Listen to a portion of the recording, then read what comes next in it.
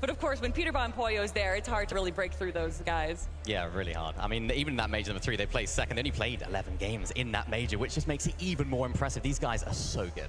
That's right. Fortnite fam, I think you guys want to meet some more players, right? So make some noise for the next 10 duos.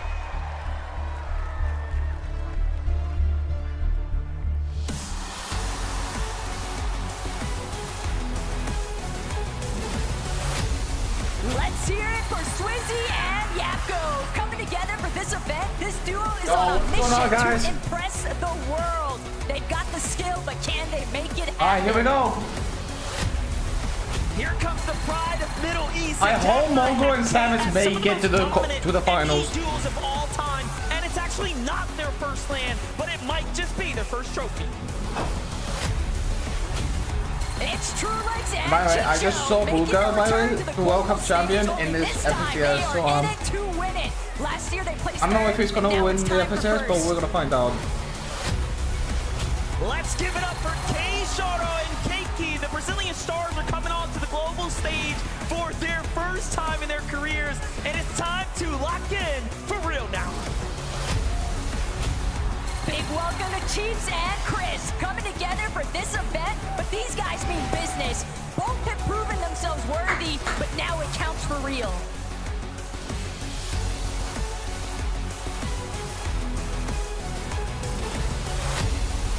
Put your hands together for Huddy and Kovacs.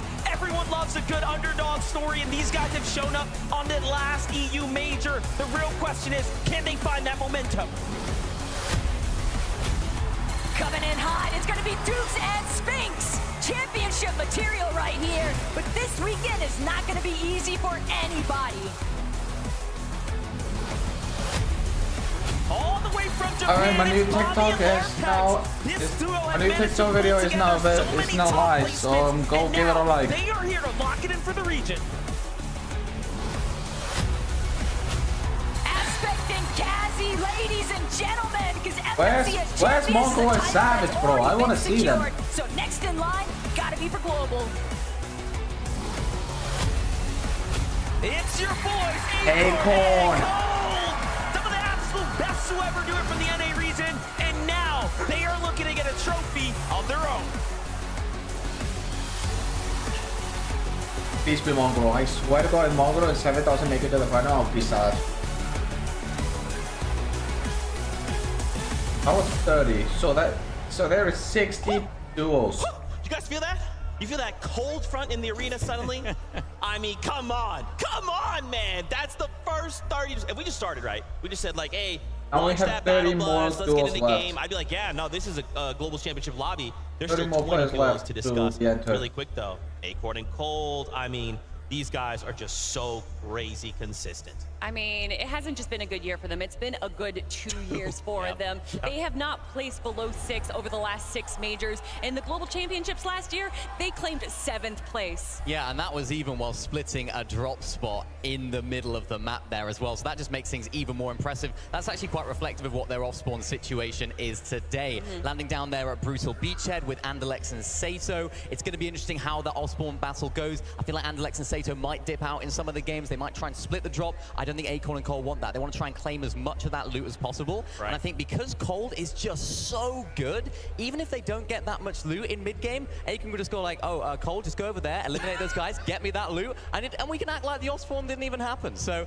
I think that's going to be a key element to their success. Yeah, there's a reason that people say that Cold is one of the best players in the world, and by winning the Global Championships today, he would solidify that spot, joined by Acorn, who is one of the best IGLs in the world. This duo is here. They want to do better than last year. They don't want that 7th place. They want that trophy. That's right. Now on the topic of consistency, let's bounce back over to OCE, Aspect, and Kazi as well. Like that representation. These guys are looking to kick off the competition with a bang. And I'm not second, third, and first over the last 3 majors, watching the respectively. One of the most FCS, consistent duos that and I'm we gonna play have a seen couple of all games. year. And of course, Their I was a drop little spot late, I'm is sorry a bit of a guys, so question mark. that's why. Yeah, but what's really impressive about those 3 majors is they landed at a different drop spot in every single one of them. So you mentioned second, third, first. They did that from a different drop spot every single time. These guys are doing Now, this absolutely weekend, they amazing. marked the These guys are rock, doing right? absolutely amazing. I don't Okay? know if they're going to be landing there. So many people have asked questions. Are they really going to be landing there? Nobody really knows where These guys exactly they're came going to be all the landing. It's a way. bit of an enigma at the moment. We don't know. I think But from New York. I think this is a team that Well, I can don't know cope under the pressure of what a new drop country spot. is, but We've seen we'll it see. throughout this whole year, and they've been by far the dominant team on OCE. So let's see if they can bring this here. If you had to pick a spot, where do you think they might go? Are we just saying, like, if it was Raps, like, pretty safe, or you're like, you might have somewhere else in mind? I think, due to some rumors, that they might be landing over in Grim Gate, a very powerful POI that is currently uncontested by Batman Booga in Rapid. But the raft is huge. It has a lot of loot. There is a possibility of splitting it. Maybe, maybe not. I mean, we'll see. I think if I was them, it would be looking at teams that maybe haven't performed that well off spawn this year, trying to land on them, taking advantage of that. One of those teams, Cammy and Seti, haven't had the best year off spawn at that Cammy split area. Currently, they are uncontested as well, so maybe that could be an avenue that they could discuss or explore. So I'm interested to see what happens there. Maybe they could do a whole teeny thing as well and just land all over the map in different games. Who knows? Oh, guys, got me hyped right now. I'm also hyped, though, to bring in our next 10 duos. All right. Bring them out. Mongrel and Savage! Please!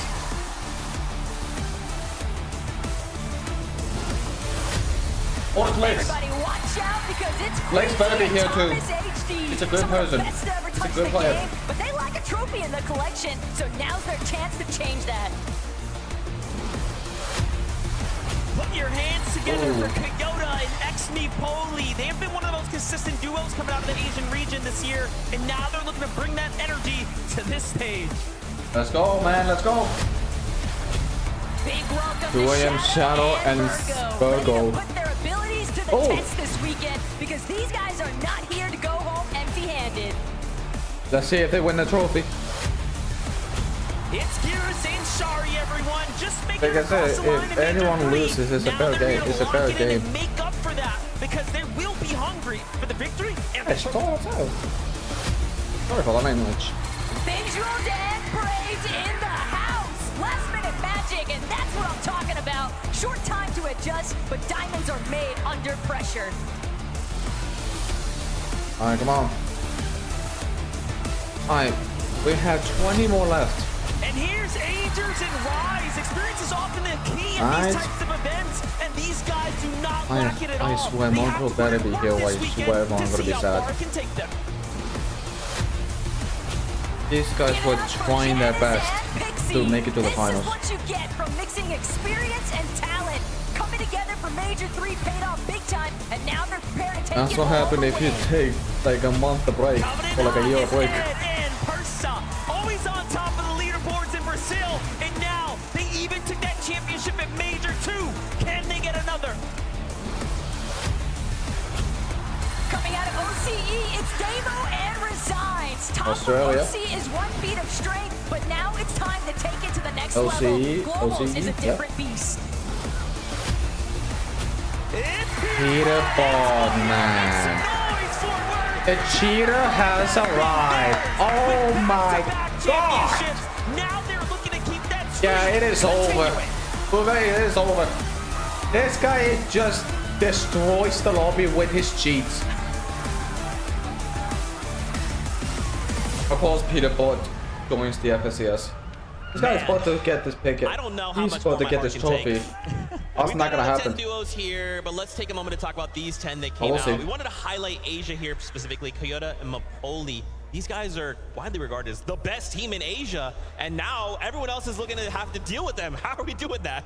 I mean, we were looking at Aspect and Cassie just a few minutes ago, and literally the same placements over the 3 majors. Second First in of Major all, 1, third in Major 2, Peter and first Bot. place champion title in Major 3. And honestly, I am so excited to watch this duo. They have been competing in Fortnite for a very long time. Apoli since 2019 Winter Royale. Yeah, these guys have been by far the best Asia team this year. They've been so consistent. I'm interested to see what they're going to do today. They're landing at the north side of the map by that sort of island area. I think what we've been seeing from some of the Asia scrims as well is what we think is going to happen. They're going to land on that mainland area, try and third party that Rebels Roost fight, get some early Storm Surge damage, and then play the game out as they like to. And the way that they like to is very low ground heavy, very consistent, not crazy amount of eliminations in mid game, but in end game, that's where they thrive. So I'm expecting lots of consistency from these guys. I'm expecting lots of end games.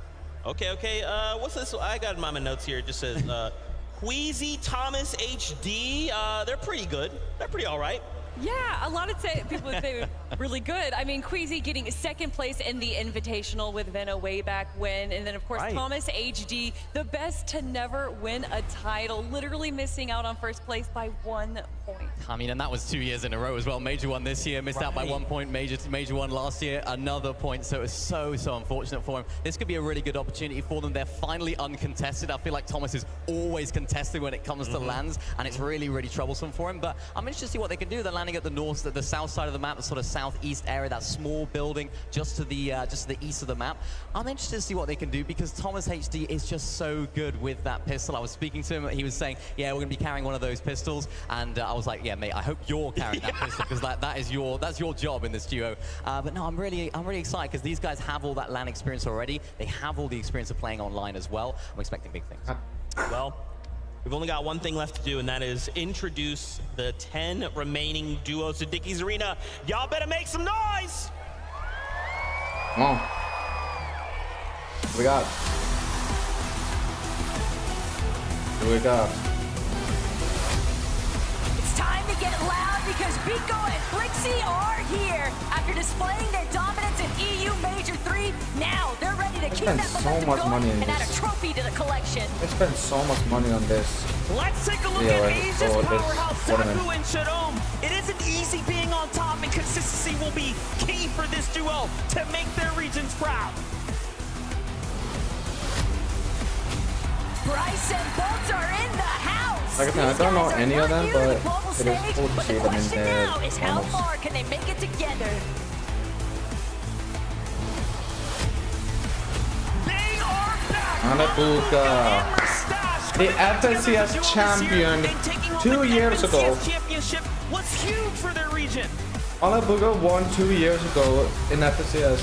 All the way from ME, it's Cal and Haman. These guys have been at the top of their region for several seasons, so the confidence is there, but it's showtime now on the global stage. Oh.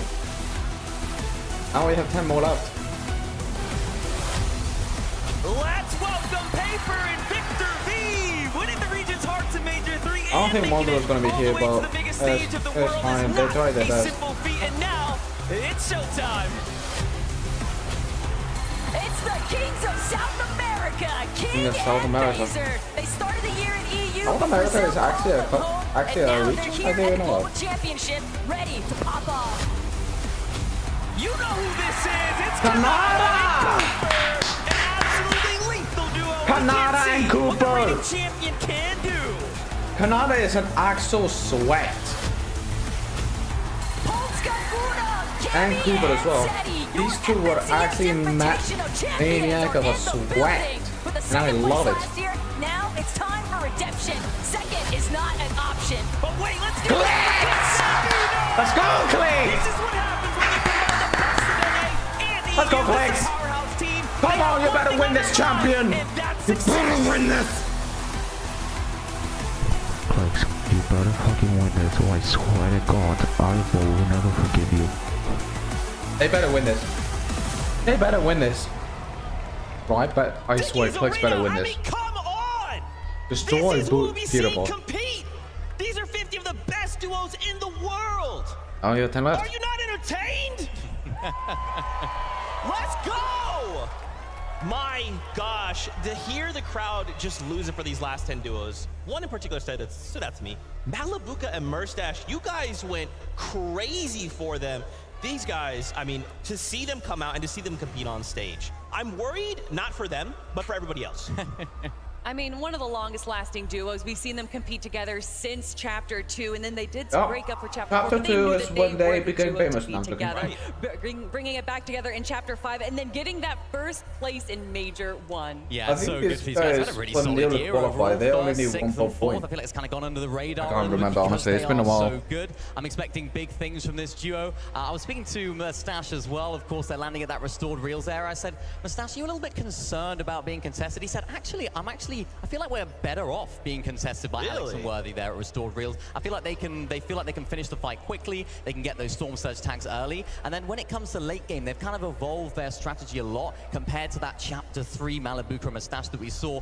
That sort of season, that sort of chapter, they were going for loads of pre-edits. They were going for loads of eliminations in the end game. It seems like they toned that down a little bit. I mean, in fact, they're actually doing half the amount of pre-edits in end game as they were all the way back in Chapter 3. So it seems like they're playing a little bit more calmly, a little bit more carefully, but of course, if they make it off spawn, they need to make the games count. That is kind of crazy. Something else is crazy. What was it? Zeke. Invitational champions Cammy and Seti looking to make a return to this stage. I mean, if we got an invitational little title, I think these guys won last year, I believe. Championship title, that'd be kind of insane. I mean, they're already regarded as the land of goats, as you said, winning the Invitational, getting second place at the Global Championships last year. And although they may not have had the best major last major, this season is looking so good for them. Absolutely. They love the low mobility meta. They have an incredible drop spot on the middle of the map. Everything is kind of working in their favor, Mini. Yeah, it's a really, really nice meta for them. It's a really nice situation for them. As I said earlier, as I hinted at, my only slight concern for them is if someone decides to land on them off spawn. They haven't necessarily had the best time off spawn. They had a good Major 3. It was third in that, or Major 2, I should say, third in that major. But in the other majors, they haven't quite had the same success. They've only won 20% of their off spawn fights in those 2 majors. So intrigued as to what's going to happen there. I don't know if they're going to get contested. We're not too sure yet, but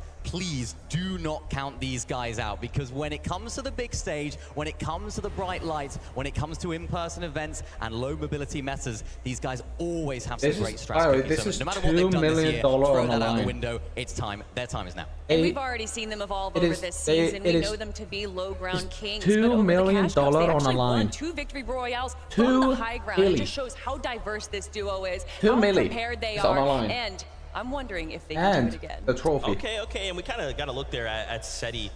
You can tell the nerves are starting to set in for some of these players, right? You can always say, like, yeah, I don't have nerves when I go into this, but when you have this crowd roaring, when you're under these circumstances, there's those nerves, they start to creep up. How do you guys feel like these players are doing? Some of them, obviously, they look locked in, they're ready to go. They're enjoying the crowd, but they're thinking, I've got to win. Tournament jitters are a real thing. You'll see players that are very comfortable in their own home, playing on their own setup, and here they are in a foreign setting around a bunch of people. Nerves can definitely play a part into it, but there is so much opportunity for these duos to learn over day 1, and then with that 1.5 for day 2, they can really evolve and kind of get more comfortable with the setting that they're in. Nearly 100,000 people are watching this. Oh my lord! Today are actually making their first international LAN appearance, so it's going to be interesting to see how those guys do, how they handle the pressure. I mean, the camera was just on Cammy and Seti right there. They seem very chill. Seti, I thought, was asleep for a second there. Thankfully, he isn't. He's awake and ready to go, which is great. But it seems like they're very chill about the situation. They've done it before. They've won it. They had second at the last Global Championships. They've been around the block. They know how to handle the pressure. It's all about how they can transfer that into the game. How can they use that little bit of an advantage that they have over the rest of the lobby that maybe hasn't had the same success, that maybe hasn't had the same experience as these guys, to really elevate their game and set them apart from the rest. I wanted to circle back. You had kind of talked about the meta a little bit. Now, obviously, being back on a Marvel season, we've seen the meta shift a little bit away from just like massive Storm Surge towers, DMR shots to kind of get Surge. What can viewers at home kind of expect to see with what's in game currently? Well, with this low mobility meta, we're definitely going to be seeing some Storm Surge towers as well, because with low mobility, you can't really rotate too quickly, obviously. Although there is the flaming hoops, we still have Fizz and everything. There is opportunities for players to rotate. I think we're going to be seeing a lot of players alive towards the Zone 3, and we're probably going to see some major Storm Surge. Yeah, I mean, these are always stacked. These in-person events, these LAN events, they are always stacked. So Storm Surge is going to be so important for these teams. Getting enough damage, making sure that you keep on top of it early on, because yeah, there's so much stress and so much nerves that can come from being in this in-person environment, you can't forget the fundamentals. You can't I'm forget to alive. make sure you hit your shots, getting those thermal scopes on those burst assault rifles, making sure you can get there. Bro, and then when it comes to mobility, I think it's those underworld dashes. They're going to be crucial this weekend. I think teams that are landing either at a POI that's in that area or even nearby, they might just dip their toes and get those into the end game, because that's literally the only useful mobility in the end game that can set you apart from the rest. So teams around there, I expect to do well in end game. So they're checking computers to make sure there's no anti-cheat or they're all the way over on that southeastern side. They do have that launch pad there that will allow them to rotate as well as the flaming hoops. So there's certain duos that definitely do have a lot more environmental mobility around them that they can use to their advantage. But obviously, where the zone pulls is going to play a major factor in how these teams rotate. Okay, and you bring up Queasy and Thomas. We kind of touched on them a little bit. I want to circle back. So we bring together two Titans. You know, they've had so much experience separate, and now we bring them together. What does that look like on this global stage, right? Like, are they where they need to be to look and say, look, this is it. This is our year. We're going to walk away global champions. I think so. Honestly, I think that they've had a lot of practice. Queasy has already proven himself on the land setting, getting second place, so close to first. And of course, I love that moment. Queasy Vino dropping on Cammy and Seti. Really, a lot of people still regard that as one of the best FNCS land moments to date. And I think that it is possible that we see Queasy bring out another strat like that. They do not want to get second place again. Yeah, they really don't. And Thomas is still looking for that FNCS title. And I kind of wanted to pick his brains a little bit. I said to him, does that affect you? Does that sort of linger and be like, oh, you know, I still haven't won FNCS. It's been so long. I played for this amount of time. And he said, no, I don't really look at the performances, my past history like that. I look at every single FNCS. I take it as it comes and try and do the best that we can, which I really like. And that shows the experience of the players, right? They've been playing for so long. They've even played together all the way back in the days in squads and stuff like that. So they're no strangers to each other in this environment. So this is going to be a very experienced duo to look out for, and a very experienced duo that seem to put themselves in the right position at all times. Queasy's really, really good at that. He's one of those players that is, of course, going to be taking the more IGL role here, taking the lead in this duo and making sure they're in a good situation. We haven't seen them play height too much, so I mean, you know, a lot of people are saying, like, you know, Queasy is the height king. It's been a little bit 50-50 for these guys. We've seen them trying to go up for it, so you might think of Queasy and think, yeah, they're going to be going up on height every single game. I don't think we're going to expect to see that, but they have it in their back pocket if they need it. Sorry, just to bring out even more numbers, not only has Thomas been missed out on first place by just a single point, he's gotten second place 3 times and then third place 3 times second place? Unlucky. There's a reason that Thomas HD is considered one of the best aimers in the game. Man, but he's so aiming for that first place now. Yeah, it's interesting that you kind of like that he thinks about it, right? Because it's easy to look at those numbers and go, well, you've never won. So like, but no, you're so unbelievably consistent that literally season to season, you are adapting and almost punching up, right? You know, look at Peterbot and Poyo. They're just coming out saying, we're just dropping 1,000 points. No big deal in the season, but for someone like Thomas HG with that experience, that's crazy to think about. Peterbot was the first person to hit 1,000 points getting 6 victory royales FNCS. out of 12 last year. I mean, these guys How just pull out these disgusting his crazy aim is. strats, are able to pull out crazy plays, and I want to see it on the big stage this weekend. I know that it's going to be probably a little slow for game 1, but we know a lot of these players aren't sharing everything with us because they have some strats in their back pocket. Yeah, that seems to be the common theme when we're trying.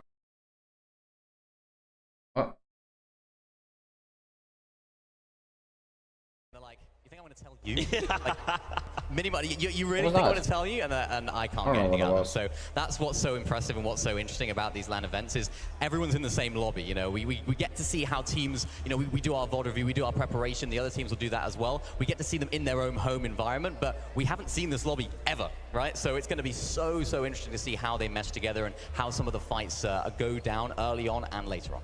Yeah, that's a really scary thought, right? Because even think, we've had a number of practice games leading into this, right? And some of these duos have said, even in those situations, I'm not going to reveal anything, right? Someone like Bugha has been like, well, I could play, or I could just kind of keep everything in the back pocket. You will get nothing from me.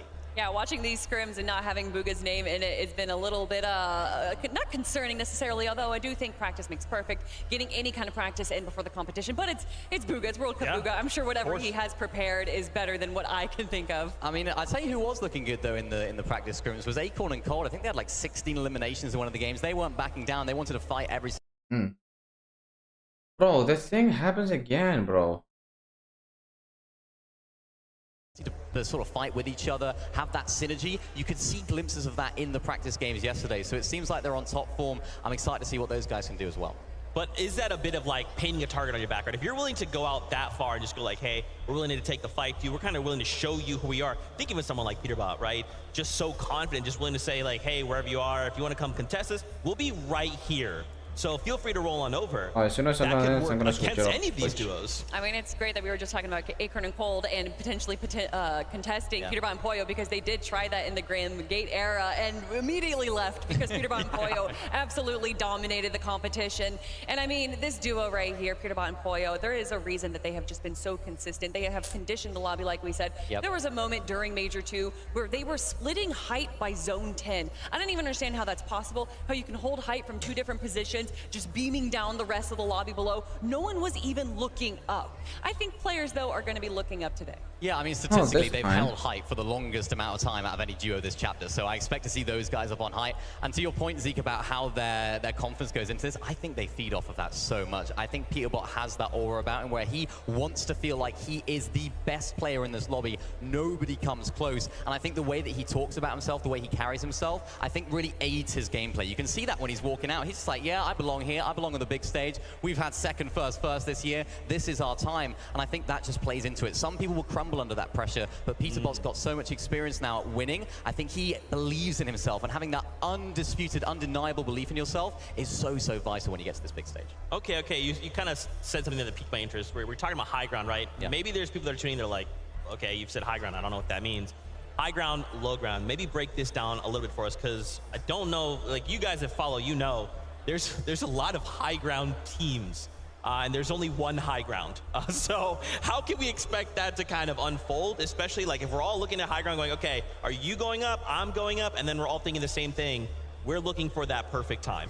Well, obviously, by having the high ground, you just have such better angles, better visuals of the rest of the lobby. And there's a lot of that goes into kind of controlling high ground. Some teams take it a little too early. They use those mats. And then when they see these high ground teams kind of switch to wood builds, well, that's when teams are going to try and chop them out, try and steal high ground from them. So it's almost a little risky to take high ground a little too early because you're going to use those mats. But with it being a low mobility meta, so I can get the reward, then I'm going to switch it is. And I think that's where Twitch. those underworld dashes are really going to come into play. Pop a Fizz, get the underworld dashes, save them to the end game. I think teams that land in that sort of area can definitely take height. And as you mentioned, it's a low, no mobility meta, so a structured height take is more what I expect to see here. When we have mobility in the game, we had various different mobility across the last few seasons and chapters. You can literally just look up, say, I don't think they're too confident there. Let's just dash our way up, and we're on height. So I think now we're going to see teams like Kami and Seti that have taken height in the past, previously known as a low ground team, then sort of evolve their playstyle to take height when they need to. They're very structured at that. They're very, very good at it. They know how to get to that front side of zone and then make sure that they can claim height. So it's not necessarily you're going to be a high ground team or a low ground team. For some of these teams like Kami and Seti, let's see if he would try to win it. Speaking of teams that like to take height, Clix and Veno. Clix, when he was playing with Epic Whale and Epic Whale, he was taking high ground way too early, around zone 9, and then on like constantly getting chopped out. But joined by Veno, who has reined him in just a little bit. They did such a good job during Major 3, controlling high ground, especially in day 1. Okay, yeah. Let's circle back. Oh, no. Clix and Veno. Let's take a moment, right? Let's give them a moment to kind of talk about this duo. How are they performing? So you've touched on it a little bit. Can you maybe break down just a little more for me? What has Veno brought on to the Clix? Power We've organization? kind of pair up with a few different duos, and then obviously we had Queasy and Veno for so long. Yeah. And then you're suddenly like, okay, wait, Veno, you're leaving EU to go compete on NA. You're already used to competing in EU, and now we're going to change all of that up, and you're going to go play with someone like Clix? Are you crazy? It's honestly, we've already talked about it, how well paired it is. It's honestly looking almost like a trio competition where you have the IGL, you have the Fragger, and then you have the support player. Yep. But you just mesh IGL and Fragger together, and that's Veno. And Clix plays the perfect support. Watching them play in Major 3 was like watching a dance. Constantly in Veno's shadow, Clix was ready to prepare for him. And watching some of these plays that they made in the end game, where Clix would shoot towards a box, the team would get distracted in one direction. Yeah, a little and then bit would though. quickly rotate into the back and 1v2 them. It was so exciting to watch them play. They had their strategy down to a pattern, but even when a wrench was thrown into that, they were able to evolve, they were able to adjust. And I think even though they might potentially be contested here today, I don't think that's going to throw them off the game too much. Yeah, well, remember, Major number 3, their debut season, they were looking strong to win the entire Major. I think it was the last 3 games where things didn't quite go too well for them. I think for Veno, he didn't have a very good start in terms of EU's performance with Tayson. He, of course, played Major 1 and Major 2 Major 2 with Tayson. You imagine this is like a Titan duo. I mean, you can see on the screen right now, he is ready and raring to go. He's been in this situation before, but as I was saying, he was playing with Tayson, didn't quite work out. He's looking at other options in EU and thought, well, not really any players that sort of suit me here. This is not, I don't want to be going into Major 3 not 100% comfortable. And I think that's why we saw him move over to NA. And as I mentioned earlier, Clix is just the perfect teammate. At the beginning of their sort of journey together, things were a little bit rough.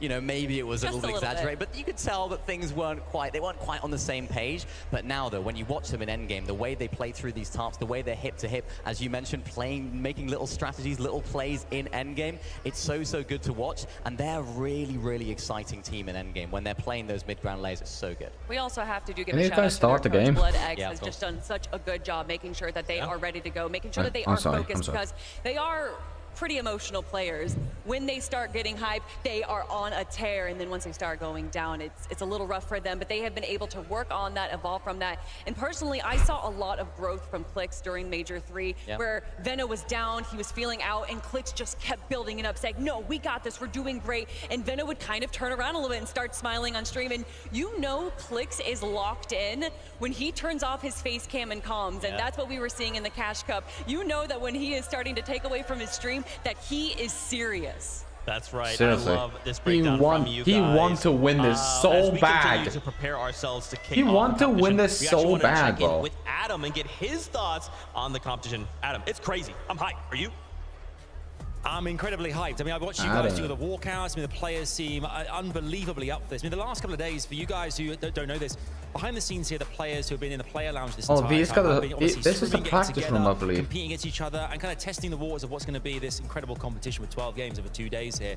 Personally, kind of sitting back and actually chatting to the players. It's a rare thing you get to do here at these in-person events. Obviously, you see them online all the time competing, and we kind of see their names on screen. But actually meet them in the flesh and having kind of conversations about like life in general, how things are, how they got to this place, is always really interesting to me. Kind of the aspirations of kind of what they hope to achieve here in the next season and the partnerships, and you get a real sense of the energy and the kind of like the relationship that the players have in their duos as well here, which is really exciting. Also really cool, which is happens in the player lounge here, you get to meet a lot of the family around the kind of players as well here. Players from all over the world. You get to see their kind of their friends, their kind of like their closest, who have come to embrace this amazing experience. Obviously the audience, who I love you guys already, like we've known each other for 5 minutes and you're brilliant. The energy in that room is incredible, but to actually meet the kind of people who in their personal lives as well has been really special, and something really kind of I always like kind of love learning about backstories and stuff as well here. But actually here in the player lounge, they were here till quite late last night. Everyone was kind of grinding, kind of making the most of their time they actually have here to kind of practice ahead of what's going to be 12 games, 6 games today, 6 games tomorrow. Don't forget as well, I'm sure that tonight after the first 6 games, there's VOD reviewing, going back, looking and seeing exactly how they can perfect their game going into that second day where things are really going to count, courtesy of the elimination points and of course those standing points as well. For now though, I'm going to hand back to you guys. I'm going to kind of remain kind of cool, fresh and calm back here. It's very quiet right now and there's lots and lots and lots for me to do, courtesy of some basketball and some fun stuff behind me. Did you say basketball? I'll be right there. Actually, I'll be there in a I'll minute. be there. Guys, as we continue to talk, I wanted to highlight another duo. Just throw out. I'll go ahead and say this is probably my personal favorite duo. It's Paper. Victor V. I mean, come on. We saw these guys compete, and Victor V, I feel like University's won over everyone, right? To come out, to be paired up with someone like Paper, to just kind of take him under his wing and then say like, okay, Victor V, oh wow, you're just eliminating everything. You're going absolutely crazy. Name. Sounds good. Paper? You know, how I was kind of referencing them in Major 3, I was like, oh, Paper, this long-standing veteran, and Victor V, the new blood. And then I actually look back, and Victor V's been competing for quite a while at such a young age, and to perform at the level that he has is so impressive. And I mentioned one coach, I gotta mention another, Victor V's dad. What an incredible coach. That little video that they released before the Global Championships, I am absolutely His dad was coaching him? this whole team of Paper and Victor V. Yeah, they're like the brotherly duo, aren't My they? Even when family they were does doing the not walkouts, tease sort of me. hopping over each other. Great. That's so cool. I love them. I'm interested to see how they're going to do. Of course, they seem to be uncontested at the moment towards that central area of the map. Interested to see what happens there. And I was speaking to Victor the other day. I said, oh, how was the media day? Did you enjoy being on camera? He said, yeah, I was kind of a bit nervous. I was like, are you more nervous for that in the game? And he said, yeah, I'm more nervous for the media day questions and stuff than the actual game itself. YouTube, He's looking confident, feeling confident as well. And I like the dynamic they have with each other. That helps so much, especially for someone like Victor, who is young, you know, he's new to this sort of in-person event. It's just going to help settle the nerves so much. Yeah, you know, there's kind of this And these guys dialogue are so of how hard. a lot I of these wanna duos, see a lot some of these action, players, man. when they do break up, they kind of tend to pick someone that's already been established, a I veteran. wanna see some And action. the question is, why aren't they picking these kind of young bloods? Why aren't they picking these like young WK Kings that can really evolve, especially if you have a very established It's like the IGL? brothers. And that's exactly what Paper did. He knew, he But already enough. read the strategy book, Yep. and picking a Victor V Imagine they clearly were worked brothers, out that in would his be favor amazing. because here they are on the global stage. It's just wild. I mean, I once don't again, think we they just do. want to continue to remind you guys just how much talent is on this stage, how many majors we've gone through, how many duos fought to the very end to try and make it here to compete on this stage. And now they're going to compete in front of all of you for a title to prove that they are the I was best. here. And now that we're kind of like mixing regions, it's not even just like, hey, which region I is was the best. this No, cracked, it's just I would've who's been got there. the title and who doesn't. I mean, I think I'm when you not talk good about at regions PC, too, what's so honestly. exciting is that when these smaller regions really do pop off, we were already talking about Jerome and MK Papa, but I want to know who is going to be popping off today. Are we going to have one of these smaller regions really showing up the rest of NA and EU? Yeah, I mean, for me, that was King and Phaser. I thought these guys were going to be the best of those smaller regions. Of course, so much experience on stage. Of course, they won Major number 3 as well, so they seem to know how to play in their home region as well, as we already know. I think that was kind of a little bit of a question mark now that they might be contested by one of our teams. So they already had a really good drop spot. I'm intrigued as to how that drop spot off-spawn battle is going to go, because I don't think it's necessarily going to work in their favor at that particular middle of the map drop spot. And speaking of other smaller regions as well, we already talked about Haman and Cal Gamer. Yep. But FKS and Adapter, that one team to take away that one win from them in That's Major right. 2. Yeah. So another incredible duo here that might be showing up, although they are contested as well. Yeah, they are. They're sort of like that mini Olympus area, just the north side of that. I'm intrigued about what they're going to do there. Whether one of those teams decides if they do win off spawn, maybe they go towards that north side of that Grand Glacier area. If the fight does take a little bit longer, maybe that could be a good opportunity if they get some Storm Surge as well. Even those static launch pads that are nearby as well, they can get up on that hill, base up a little bit as well. So they have so many different options at their disposal. And I mean, Cal Gamer and his teammate as well. What a duo to talk about, because I love the way that Cal Gamer carries himself, right? He's one of those players that's just like, he's so cool. Like, he never shows any nerves, and you can see why. He is so good on Middle East. I believe he's got the highest amount of damage this entire chapter as well. So Wild. he is one of those players that can perform on LAN. It's all about what that off-spawn situation is going to do, because we saw it at the last Global Championships, contested in both the upper and the lower bracket, and they didn't make it to the grand final. So I'm hoping now they can hopefully fix a few of those off-spawn mistakes. Okay, I want to circle back here. Bugha of Vive. All right, let's talk about this guy for it. No, but yeah, you guys can World Cup cheer. It's okay, champion it's okay. Bugha. Yeah, Bugha. I mean, dude, you know, when we think about Fortnite, if you're someone who's like never heard of Fortnite at all, but Bugha? someone says Bugha, you're like, yeah, I know that guy. Yeah, you know What's that the I know OG? who that is, right? I want to see this OG. guy win a global championship title. To just have like every single title imaginable, like it just would cement him forever, right? He's already regarded as like this incredible player, and when you have as many like accolades as him, like people would just, they would trade it all to even have like even half of those accolades. Bugha was the OG. And just how You won the World Cup champion or just and how took- strictly people and look at got home Bugha, with where 3 if he's million. not getting first, then he's getting last. I don't understand how the What was community it, 30 could ever million? say, I'm like, not too sure. oh, Bugha's washed. Oh, he didn't win global championship. I don't get it. But then he gets the back-to-back-to-back wins between chapters 3 and 4, and then of course going for 3rd place in Major 1 is 7th place in Major 3, and they did split up in Major 2, but obviously they felt some kind of synergy. They understood that this was the duo to make their ticket into the global championships. Yeah, it didn't quite work out when they split duos. They, of course, came back together, and that's really difficult to do. When you're a team that has had a little bit of success before, split up, come back together, what are the vibes going to be like there, right? It's like, hang on a sec, you just dropped me, and now you're coming back to ask if we can play. So it's nice to see them still performing well. I genuinely think this is a really good chance of them getting a top 5, maybe even the win, depending on how the weekend goes, because their situations seem to just work out really nicely for them. I mentioned it earlier, they can go towards that east side, towards that castle. Lots of different teams, even to the north of the castle as well, that are going to be landing there. So interesting to see how they can sort of manage those early Storm Surge damage. And even if they do get a little bit of their loot stolen from that gas station to the south of their drop, I still don't think they're going to be in trouble. I still think this is a team that can pull it out of the bag. Much like Acorn and Cole, when it comes to the end game, they're still going to be looking stacked because they can find those eliminations. Yeah, I mean, Bugha, an incredible IGL, and then Aviv grabbing all of those eliminations as well. And the loot, like you were talking about, the loot that they walk out of that POI is absolutely ridiculous. They are stacked by Zone 2, and no one wants to face them. Although, a cute little caveat for the moments that we got to see in the Cash Cups, where he saw Peter Bon Poyo. Bugha and Aviv were currently in first place after game number 5 from the reason was Cash Cups, but Peter Bon Poyo, you know that they won that win, the win before the global championships. And so they literally left the forecast tower, the only time that Clix and Veno got that forecast tower, and wanted to chase Bugha and Aviv. And Bugha and Aviv saw the token, saw that little glowing around them. They knew that that was where the coin was, and ran away. But again, it worked out in their favor because Bugha and Aviv came out on top. Bugha is so scared of them. Just fight him. Crazy stuff, man. I am so hyped to start the competition. It is almost that time. Acorn and Cold, though, we have to mention these guys, right? We got a little taste of these duos. And I mean, I can't forget as well, Cold also walked away at EWC with a win, right alongside Ritual. So he's already got this confidence in him. You've got Acorn right there, ready to go. I mean, do we think these guys could go? Like, could they make that top 5? Could they win it all?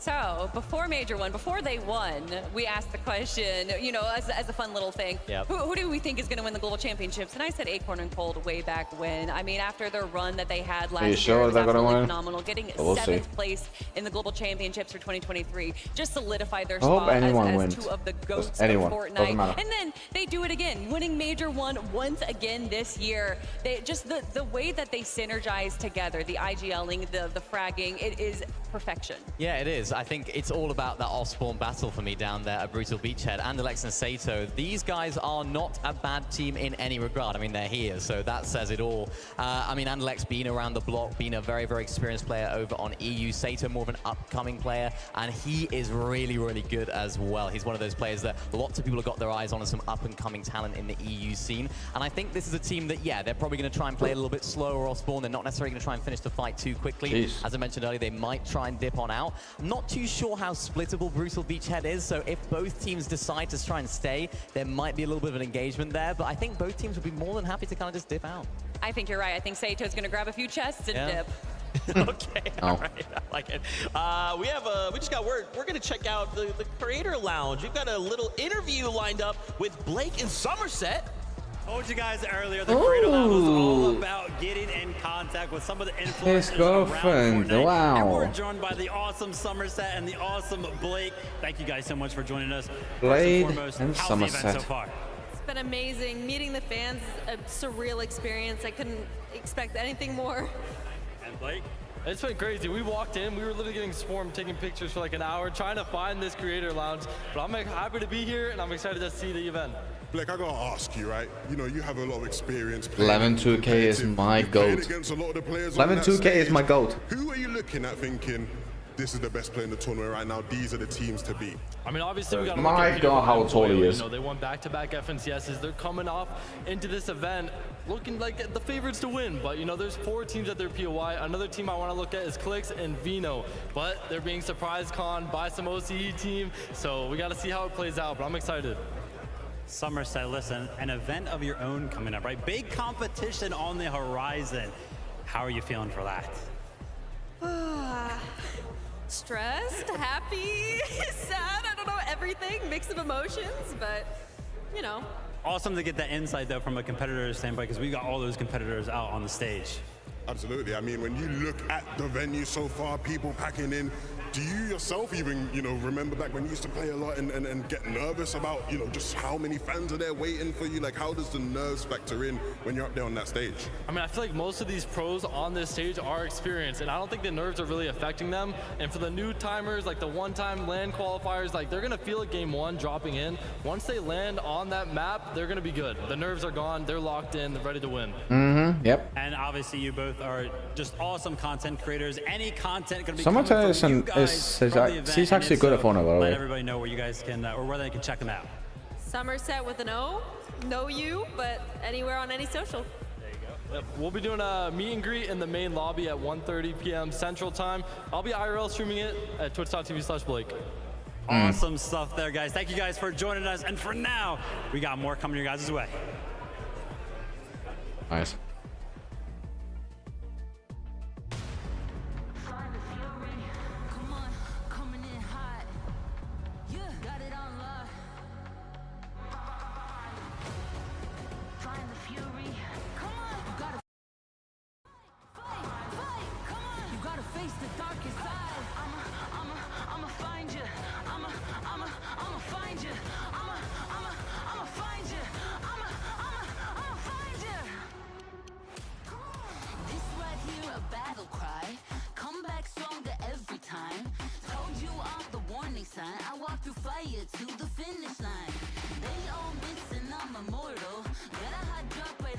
I'm gonna be watching, bro, 91,000 viewers. Hey, look, 20,000 viewers.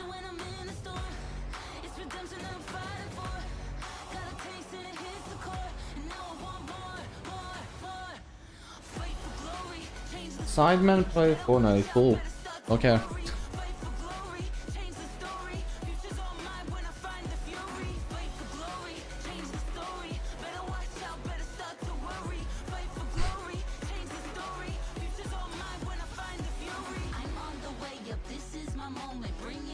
When did I follow that guy? July 22nd, 2022. I've been following Fortnite for 2 years. Crazy. 2 years. I've been following Fortnite for 2 years. But I didn't even know what Twitch is back then, so yeah.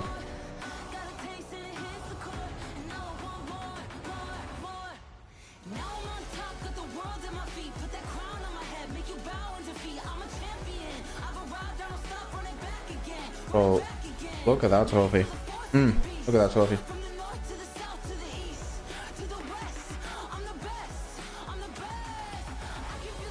Deadpool 4 is in the developer Mortal Studio. Deadpool a new home. First look at the new NASCAR 4 coming to Fortnite. If that's the car in Fortnite, I'm buying it. Locked in.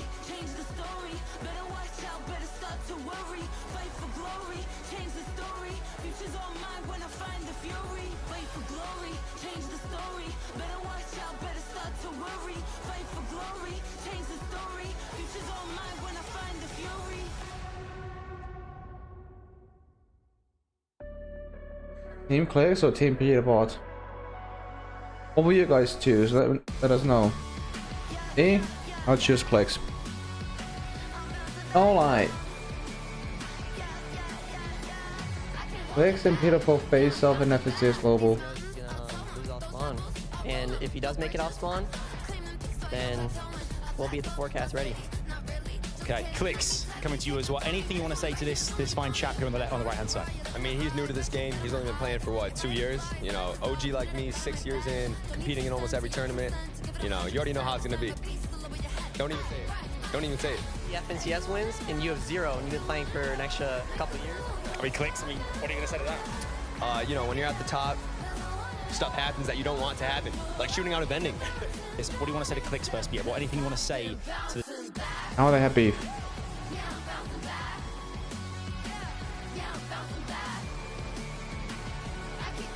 Oh yeah, this is a new Morricon and spray if you watch the event for an hour or two.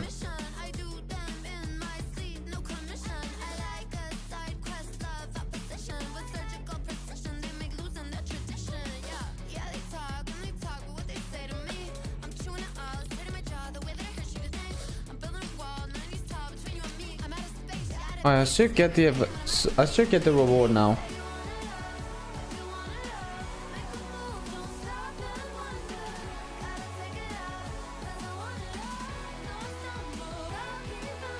Here he is. Thanks for playing Fortnite. The glimmering trophy and the Renzo profile part of the FNCS.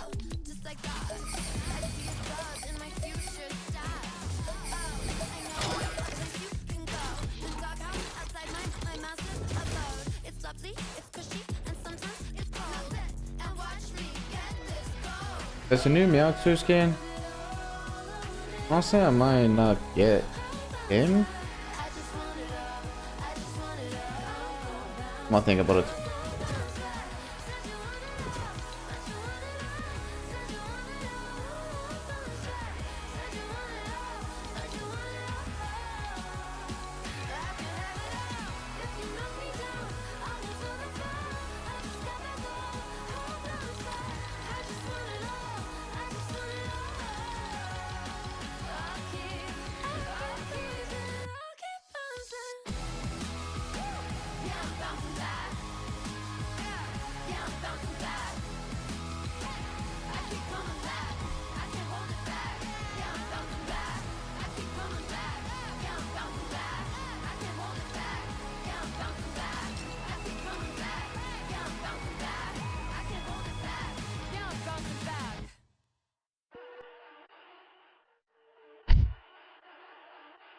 Alright, 3 minutes.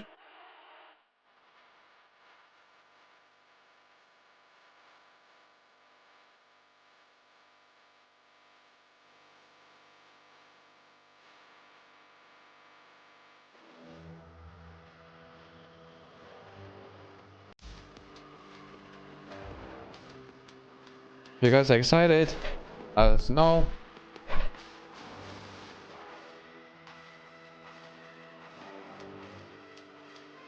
Look at me, I have a mustache and everything. Golly.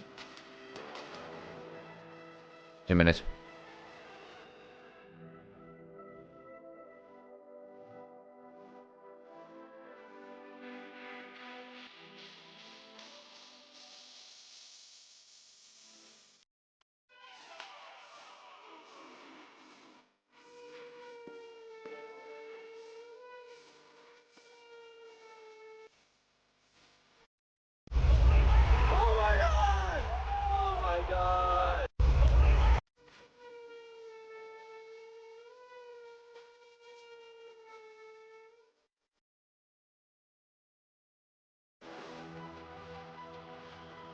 A minute left.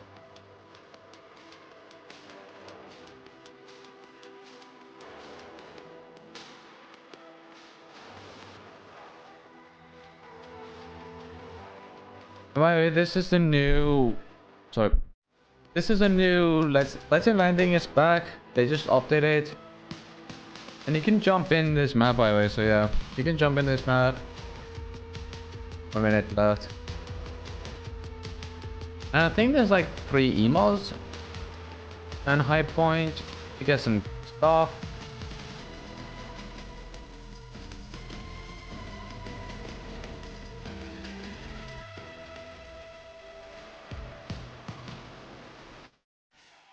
Pretty cool. Alright. 50 seconds left.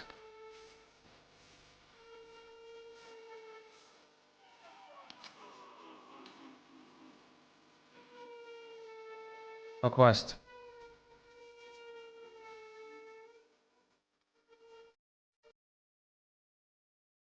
I gotta pee, I'll be back.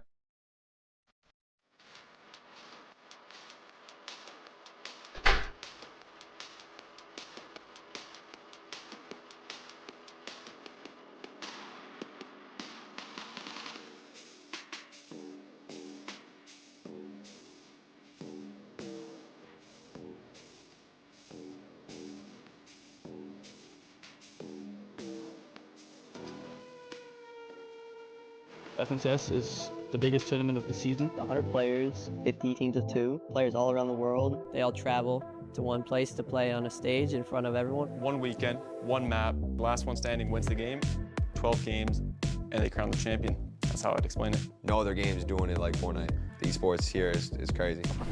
So the most consistent duo this year, I mean, it's obvious. Best duo in the world right now. I mean, placements speak for themselves. They got second, Major 1, First Major 2, first Major 3. And they won like a lot of duo cash cups, so. Here we go. First season in general, they were dominating. No, they're looking really strong. I don't think anyone put them that crazy. Like 100% the most dominating team of everyone. I mean, there's no one else more consistent than us, I would say. I'm not sure that it will surprise anyone, but I'm pretty sure that Kami and Saiti will do good, as they always do on LANs. They kind of just have everything scripted. They have the entire game scripted and how they're going to play it. They're always just one step ahead of everybody. I'll say Epic Whale and Muz impressed me with their performance. We just stopped playing with them last season to play with Veno, and I was really hoping he quals for Globalists. So them getting, I think, 7th, it was impressive for me.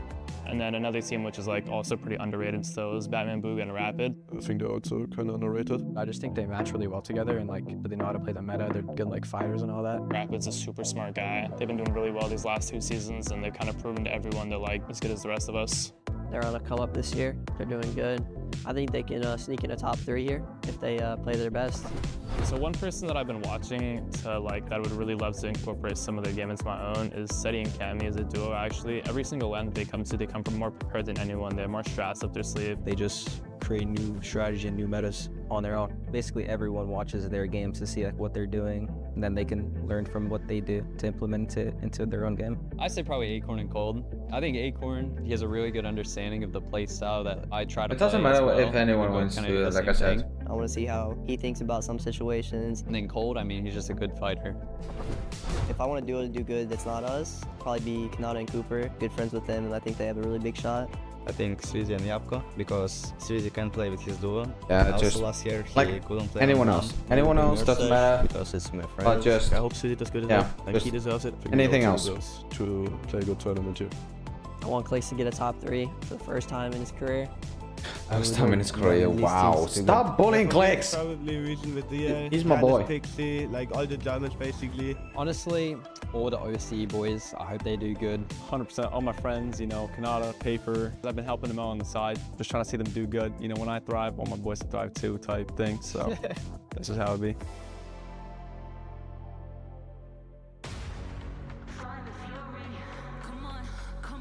Come on, bro.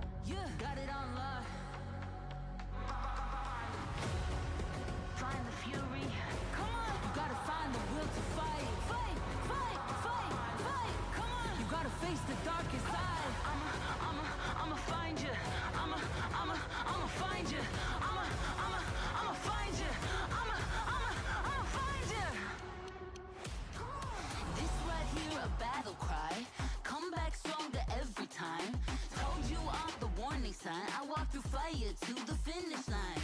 They all miss and I'm immortal. Get a hot drop right out the portal. I'ma climb up the fear that I pushed down. Better watch out cause I'm on the way now. Cause I'm a legend when I'm in a storm.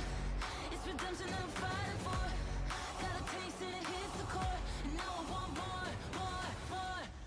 Fight for glory, change the story. Better watch out, better start to worry. Fight for glory, change the story. Future's all mine when I find the fury. Fight for glory, change the story. Better watch out. Með því að vinna olíu úr sól.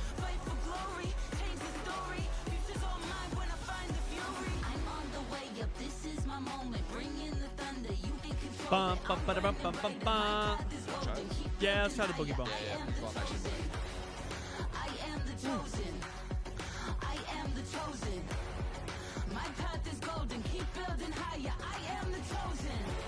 Cause I'm a legend when I'm in a storm. It's redemption I'm fighting for. Got a taste and it hits the core. And now I want more. Now I'm on top, got the world at my feet. Put that crown on my head, make you bow in defeat. I'm a champion. I've arrived, I don't stop running back again. Now you feel the force of the beast. From the north to the south to the east to the west. I'm the best. I can feel the fury, put this dog on a leash. Feel the fire on my breath, hear the grind in my teeth. I'm an outlaw, put a target on my back. You can aim for. You can watch me fly above the rest. Sky high, hear me begging on my chest. I'ma find you. I'ma find you. Fight for glory, change the story. Better watch out, better start to worry. Fight for glory, change the story. Future's all mine when I find the fury. Fight for glory, change the story. Better watch out, better start to worry. Fight for glory, change the story. Future's all mine when I find the fury.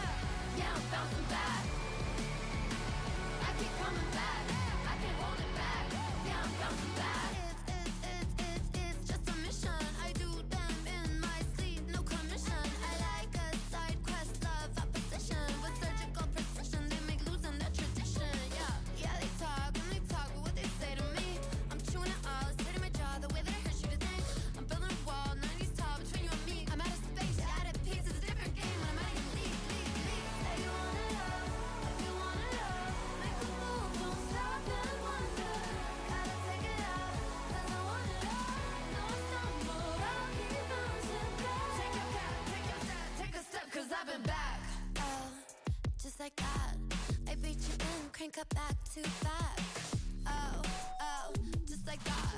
I see a dub in my future stats. Oh, I know a place you can go. The doghouse outside my massive abode. It's lovely, it's cushy, and sometimes it's cold. Now sit and watch me get this gold. Alright guys, I'm gonna end the TikTok stream, I'm sorry guys. Alright, peace out TikTok. Have a good one.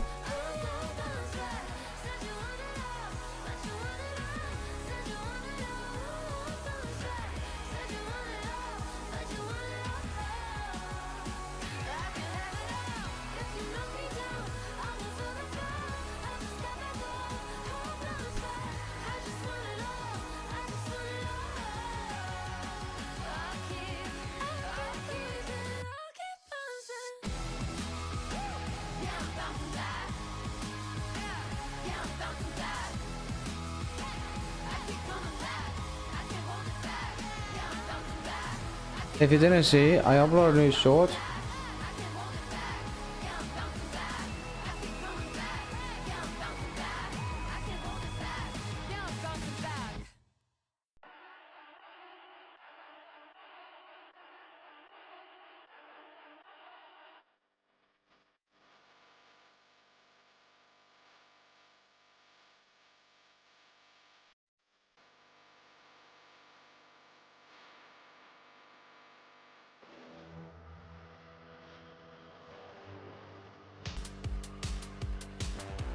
Do we quo?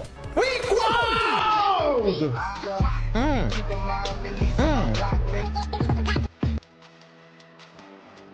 Whoa, no! I actually didn't quote, bro. I'm done. I'm done, bro. I didn't quote, bro. Are you serious? No. Are you serious?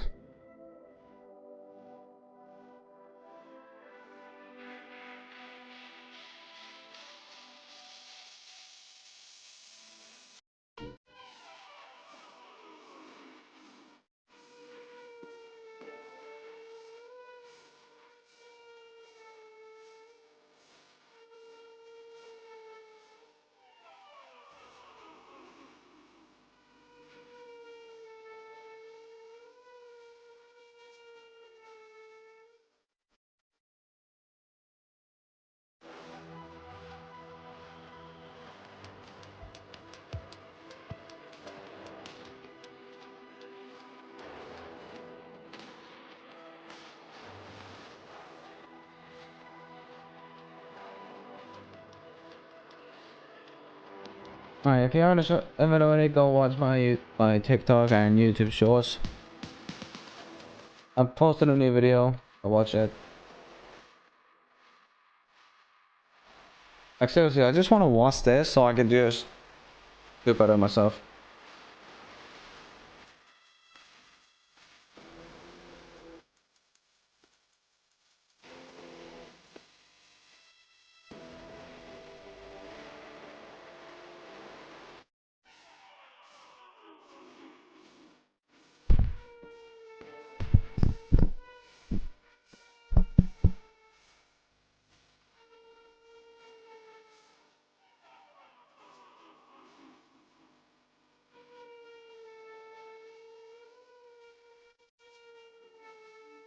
NASCAR. Oh, they predicted it. NASCAR is coming to Fortnite.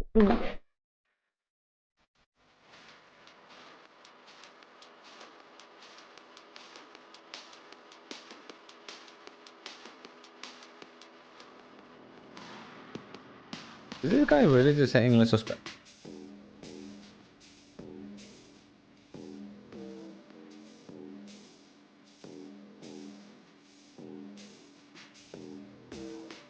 Really?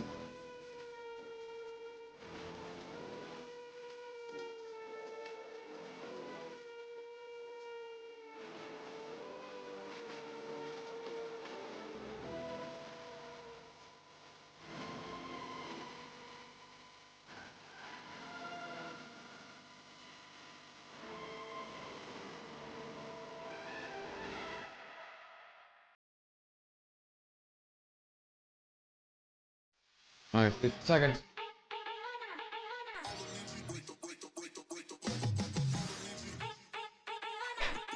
50 seconds.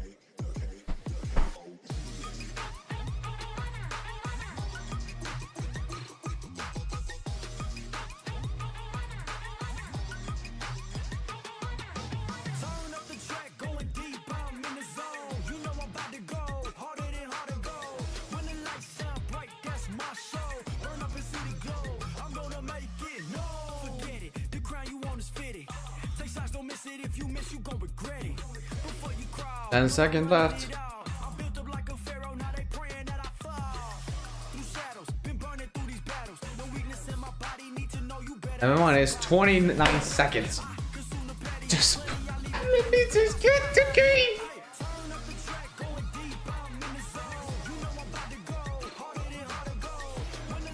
Alright, while I'm waiting.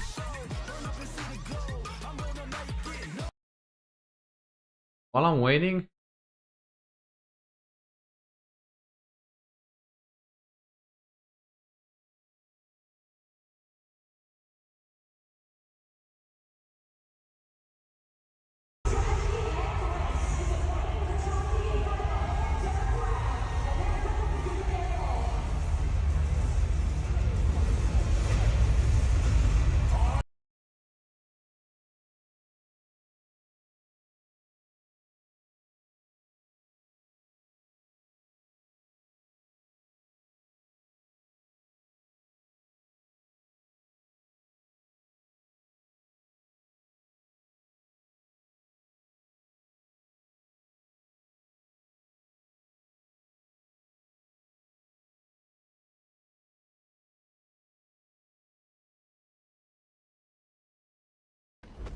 Yes, bro. All right, so Hurricane is currently.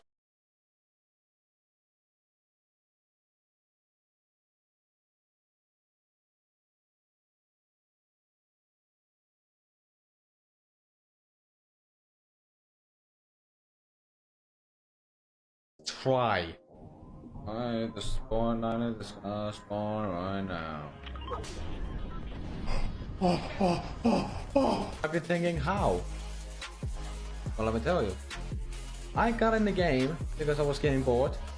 Playing Fortnite, as usual. And I went to do a couple zero builds to see if they are in response. It didn't. 2, 1. Come on, bro. Alright, is it chat? 6, 5, 4, 3, 2, 1. 2, 1. You know what? So I was like, you know what? I'm gonna try build mode. This what happens, and you won't believe what happened. First game in build mode, I got the Doom Island. I'm about to become Dr. Doom! Let's go! Let's go! I become Dr. Doom! No way! Here we are. Number 1, victory 1, Doom. Oh, let's go! First try, bro. That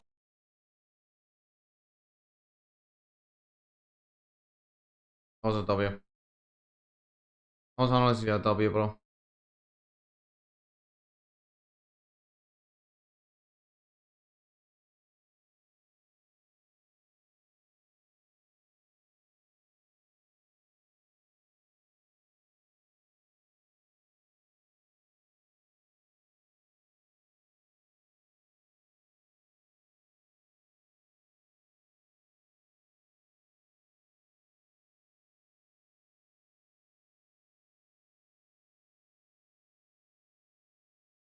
Man, it's crazy.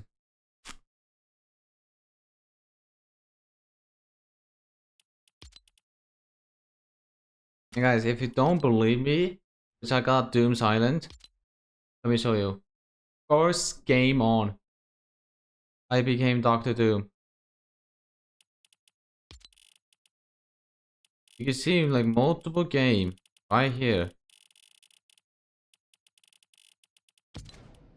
This was multiple game, but this right here was the one I got Dr. Doom. While I'm waiting for the FNCS Global Champion. Oh wait, that's the wrong one. Sorry.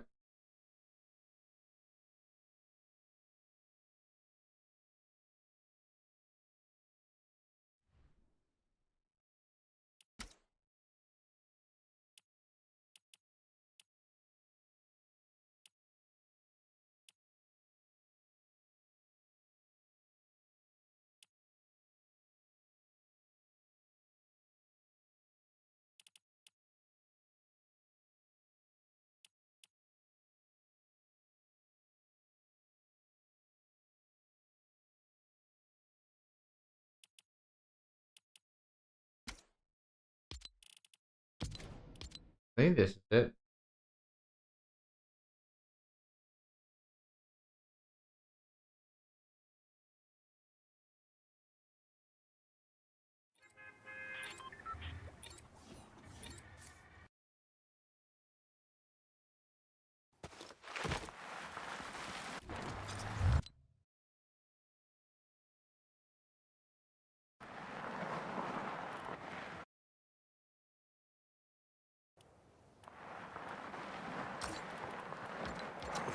Yeah, this is the island which I didn't get some. I believe it was. I believe it's the other one. Not this. I think it's this one. I think it's this one. I literally got Doom's Island. Like first trying builds.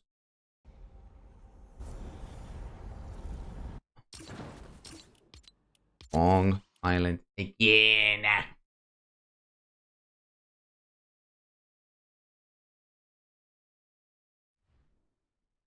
Only 2 seconds. I mean 22 minutes. I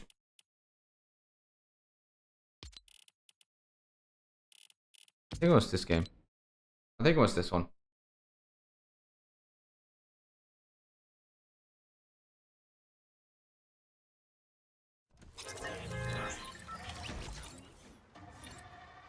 Yeah, it was this one, it was this one, it was this one.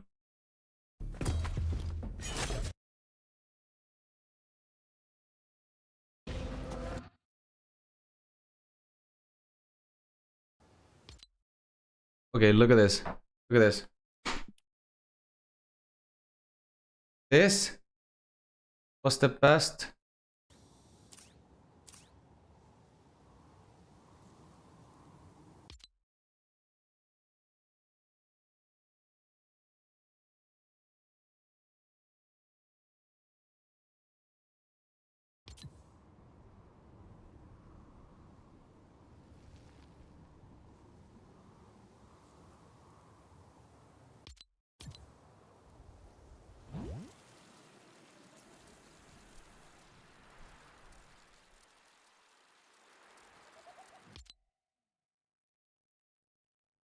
Alright, look at this.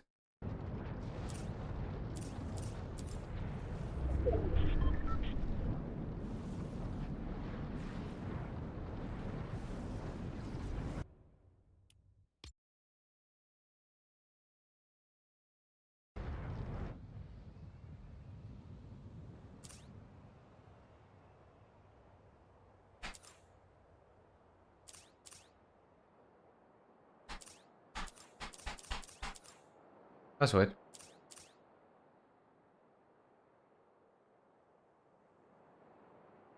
I don't think I had to buy a new controller. God damn it.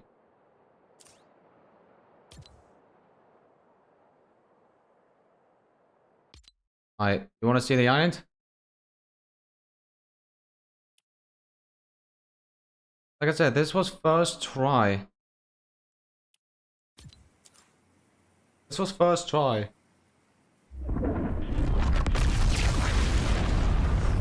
When I saw this, I went to go straight for it.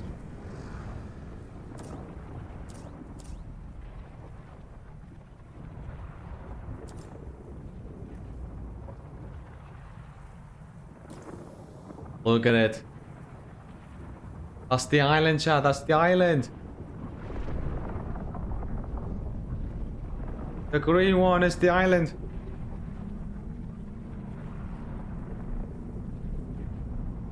I can't believe I got it first try though. I can't believe it.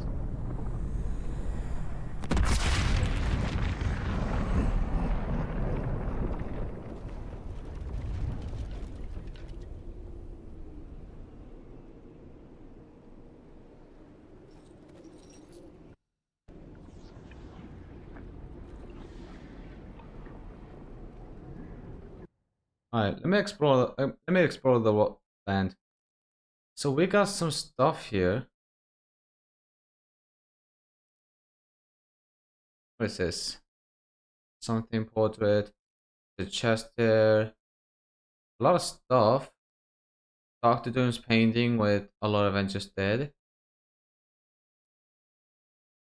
Dr. Doom of Latveria. This is cool though.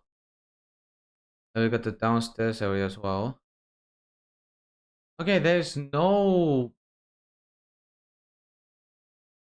upgrade engine. What is this? There's some Iron Man stuff here.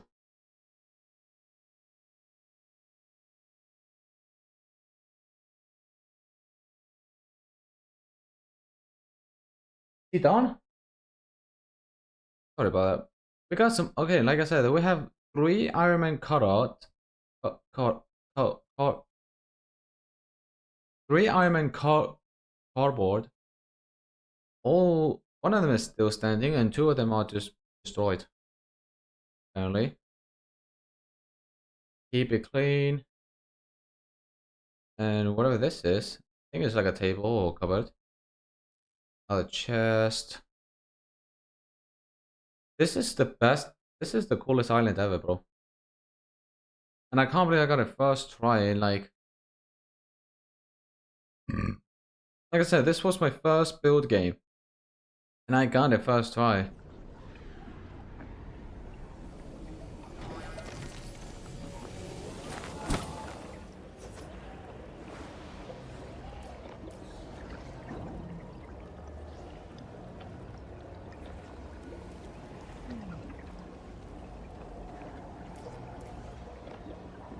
Look at that.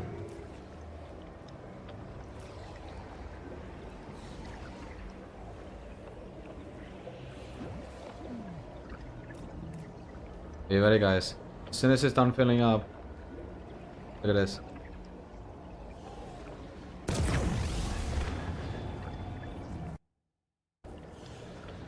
Look how sick this is. Oh my goodness. And then I touched it.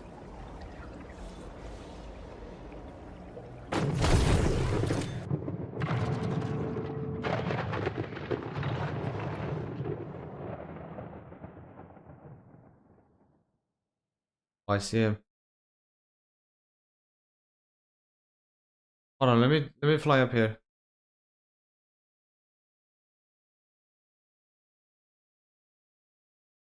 I was in a max height?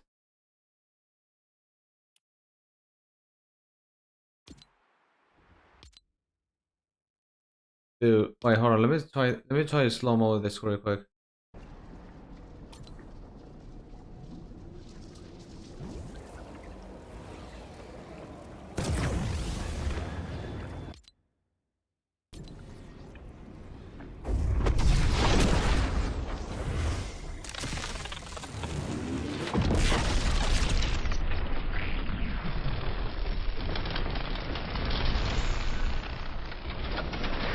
Look how sick this is.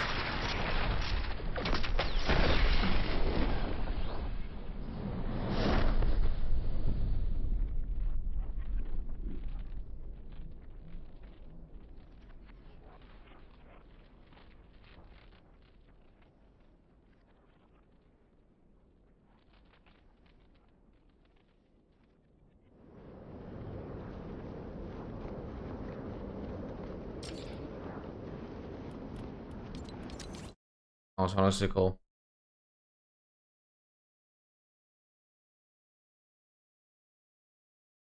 That was amazing, which I saw.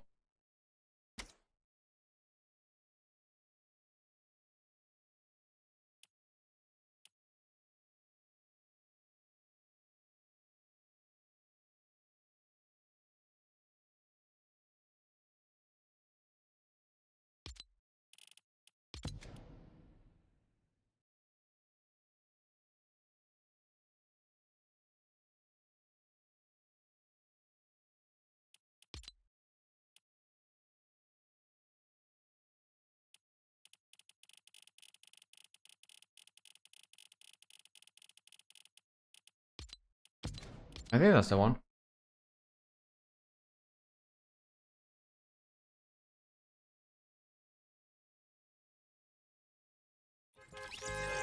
Yes, it was. It was. It was. It was. It was. It definitely was.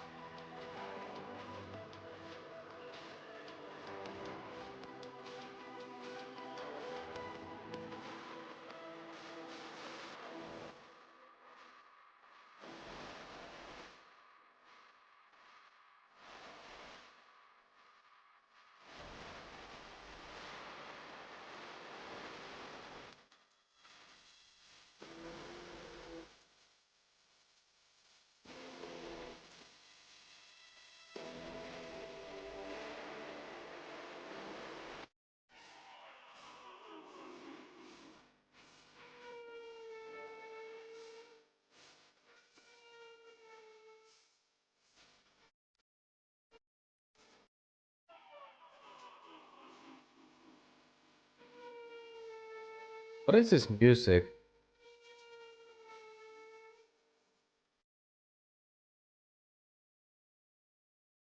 Hey guys, if you haven't already, go please subscribe because I need it.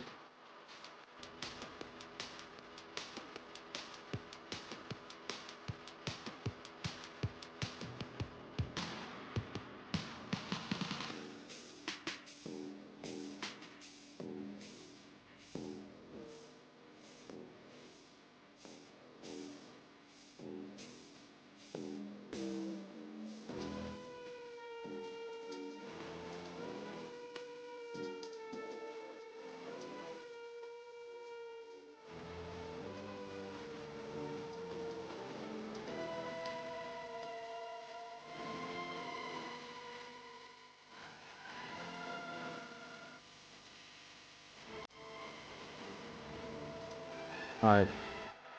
As soon as this time is done, did they add another 30-minute wait in this stream?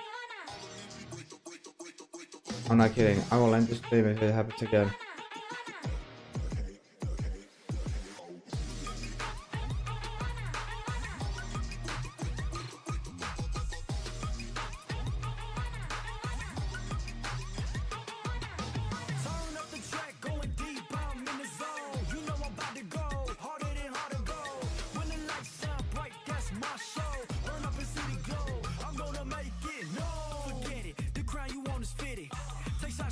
If you miss, you gon' regret it.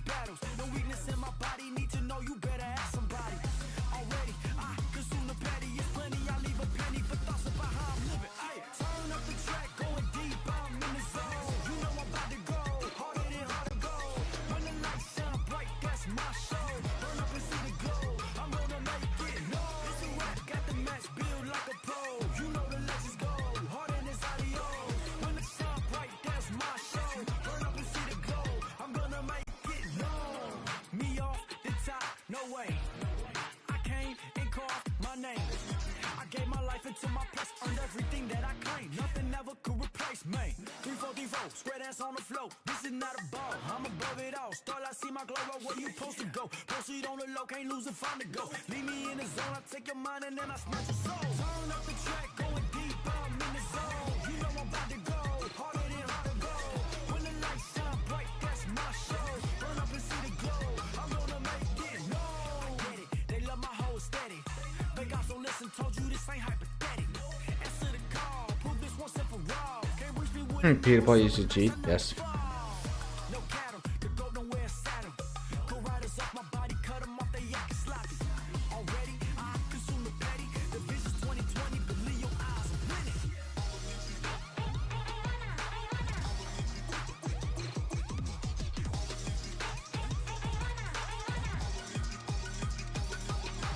Turn up the track, going deep, I'm in the zone. You know I'm about to go, harder than hard to go. When the lights shine bright, that's my show. Burn up and see the glow, I'm gonna make it known. It's a rap, got the match built like a pro. You know the legends go, harder than this audio. When the lights shine bright, that's my show. Burn up and see the glow, I'm gonna make it known. The track going deep, I'm in the zone. You know I'm about to go, harder than hard to go. When the lights shine bright, that's my show. Burn up and see the glow, I'm gonna make it known.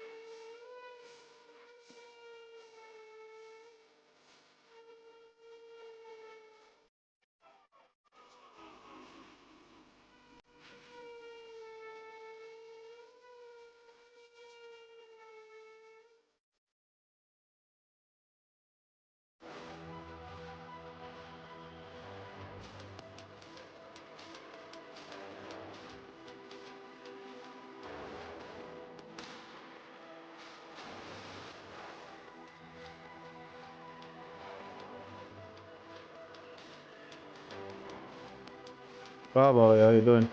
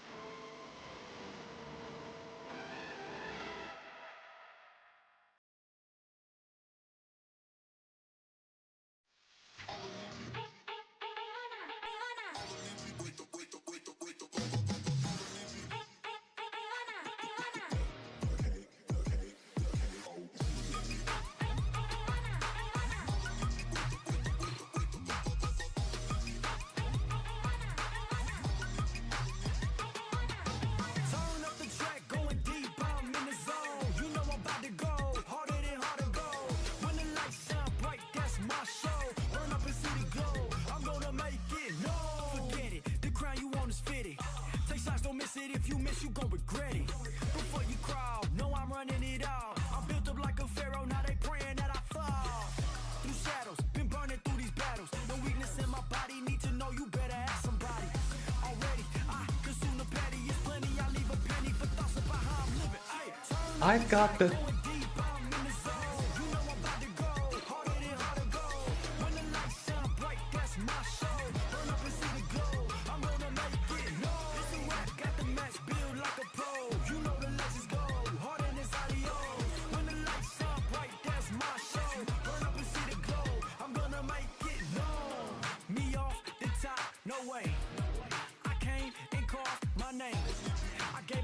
To my place, earned everything that I claim. Nothing ever could replace me.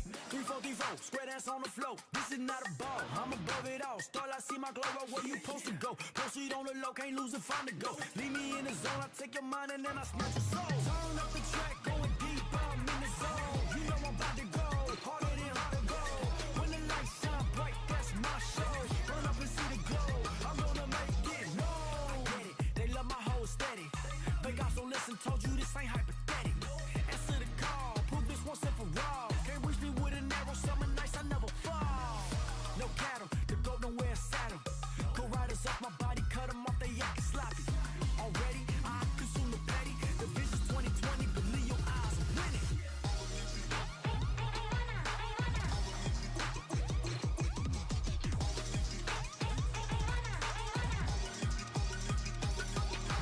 Turn up the track, going deep, I'm in the zone. You know I'm about to go, harder than hard to go. When the lights shine bright, that's my show. Burn up and see the glow, I'm gonna make it known. It's a rap, got the match, build like a pro. You know the legends go, harder than adios. When the lights shine bright, that's my show. Burn up and see the glow, I'm gonna make it known. Up the track, going deep, I'm in the zone. You know I'm about to go, harder than hard to go. When the lights shine bright, that's my show. Burn up and see the glow, I'm gonna make it known.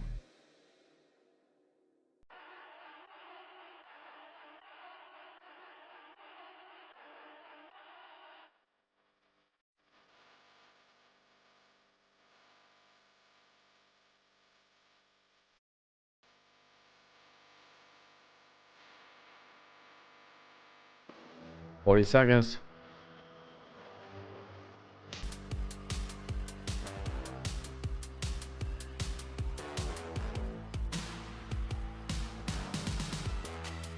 Hopefully there's no technical issues, because this happens third time in a row having technical difficulties.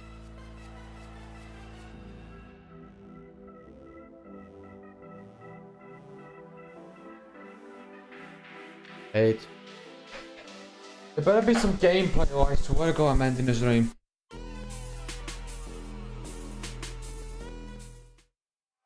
What is going on, everybody? Thank you so much for your patience. We really do appreciate it. After some technical difficulties appeared on stage, we resolved those issues, and now we'll be working to get our players back on stage and get into the action. So we look forward to seeing that with you. At the end of the day, we're here to see some Fortnite, and that's what we're going to see. Yes. As we prepare, though, as the players start to come in and whatnot, we're going to take a couple moments just to highlight just a few duos. Wanted to highlight here Reason and Vidil, a duo that we are very excited to see compete here on stage. There's some Reason fans out there. Yeah. A lot of them. Yeah, that's the joke. There's a lot of me included. I mean, there's a reason to like Reason, and when you look at the run that they've had this year, getting 7th, 4th, and 5th from Majors 1, 2, and 3 respectively. I mean, it's crazy talking about the consistency that all these duos have brought here today, and to see them competing together. I am so excited to watch Reason and Vidil. Yeah, really interested to see how these guys can do. Of course, they're landing at the Doom's Castle towards the northeast side of the map. They have a couple of teams there We're as well, so they're not gameplay, really uncontested there. I've But been this waiting. is a team throughout the whole year have performed really well. As you mentioned it, Kelly, they had a really nice year with a 7th, 4th, and a 6th. Really, really consistent placements, and they're able just to find really solid games when it matters. They're able to get into that situation of endgame, finding eliminations. It just seems like whenever you look at the leaderboard at the end of a tournament, it's like, oh yeah, Reason and Vidil, they're in 5th. How did they get there? We haven't really seen too much of them, but they sneak their way up, and I hope they can do that this weekend. And you talk about them being contested, although the North north side of Doom Castle, they're not necessarily contested. Yep. They kind of have that north side to themselves. They're going to have that siphon coin to themselves. They do have 2 sets of duos that are contesting to the south and to the north, which honestly they're sounds coming like back. the perfect storm They have for them to been third-party these practicing. other duos, especially that For duo like that's an landing hour. north of them, which there isn't much to By go the for tomorrow there. we are I can imagine getting Reason and Vidal day focusing 2 that duo of to get some of those storm FNCS, surge so I'm tags. gonna Yeah, watch and I it. mentioned it earlier as well. Bugha coming in from that west side, they could have to deal with that situation as well. I mean, that drop spot is it's such a big drop spot, so many different little nooks and crannies where you can sort of hide and try and sneak around. I think we expect to see a little bit more of elongated fights happening there from teams that are coming on in, and I love that. I mean, this is the star of the show right here. This Peely, we've been looking at him.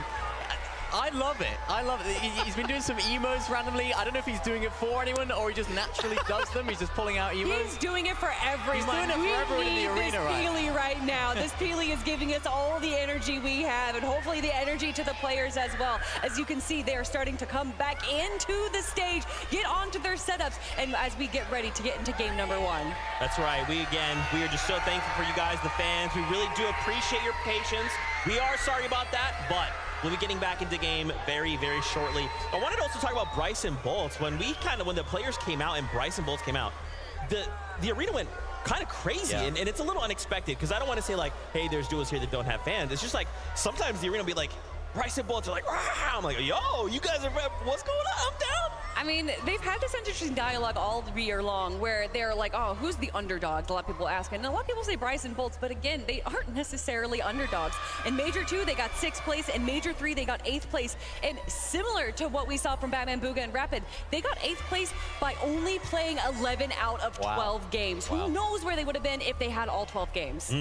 I remember last year Globals as well, Bryson Chubbs, they were a team that took us by surprise. Right. They did so well. I think they won a couple of games as well on the Grand Finals day. It was one of those where it's like, where did these guys come from? But that's what this global championship stage can do. It can put you on a little pedestal. It can be like, look at me, I am a professional, and I'm a very good professional player at that. And I think that's what I look at when I'm looking at this duo. This is a duo that have that experience of doing well, Bryce in particular. So I'm intrigued as to what they can do, particularly with their drop spot now. They're wanting that forecast tower. We broke it down earlier on. Vico and Flixie are trying to not let them have it, but they're more landing towards the forecast tower. So what we've seen, some teams like basing up on that hill, trying to stop Vico and Flixie trying to come over.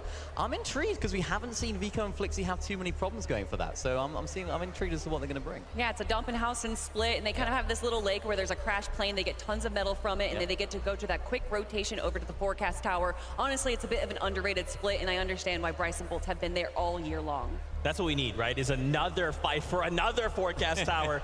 The observers are going to just be in just a handful of spots across the map. Is there a forecast tower? Yes. We're going to go hang out there. Another duo here to highlight is Janus. It's Pixie, another EU duo.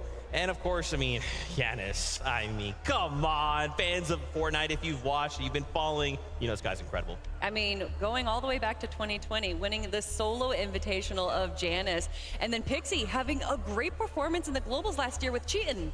Yeah, really great. I mean, that was a duo where we were like another one of those teams where these guys just came out of nowhere. It seemed like they'd been performing well going up to that, but now Pixie was one of those players that was kind of a hot commodity, if you like, going into this last major of the chapter, because he was performing very well. So many different players and so many different players in EU, very veteran players as well. We're looking at Pixie and thinking this could be potentially a good duo partner for me, an up-and-coming player, picked up now, of course, by Janus. Uncontested Redline rig.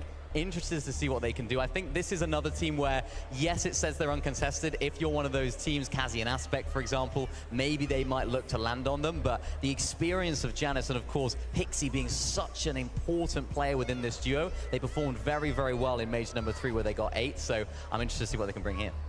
You bring up the fact that, like, you know, they kind of look out and go, hey, this is an opportunity, but that was kind of what this year of Fortnite was, right? Yeah. So much of the landscape changed after Global Championships last year, right? It was kind of like, yeah, we're kind of going back to LAN, we're kind of doing things, but almost 100,000 people okay, watching. That's absolutely ridiculous, right? Like, now that we're here, next year has to be different.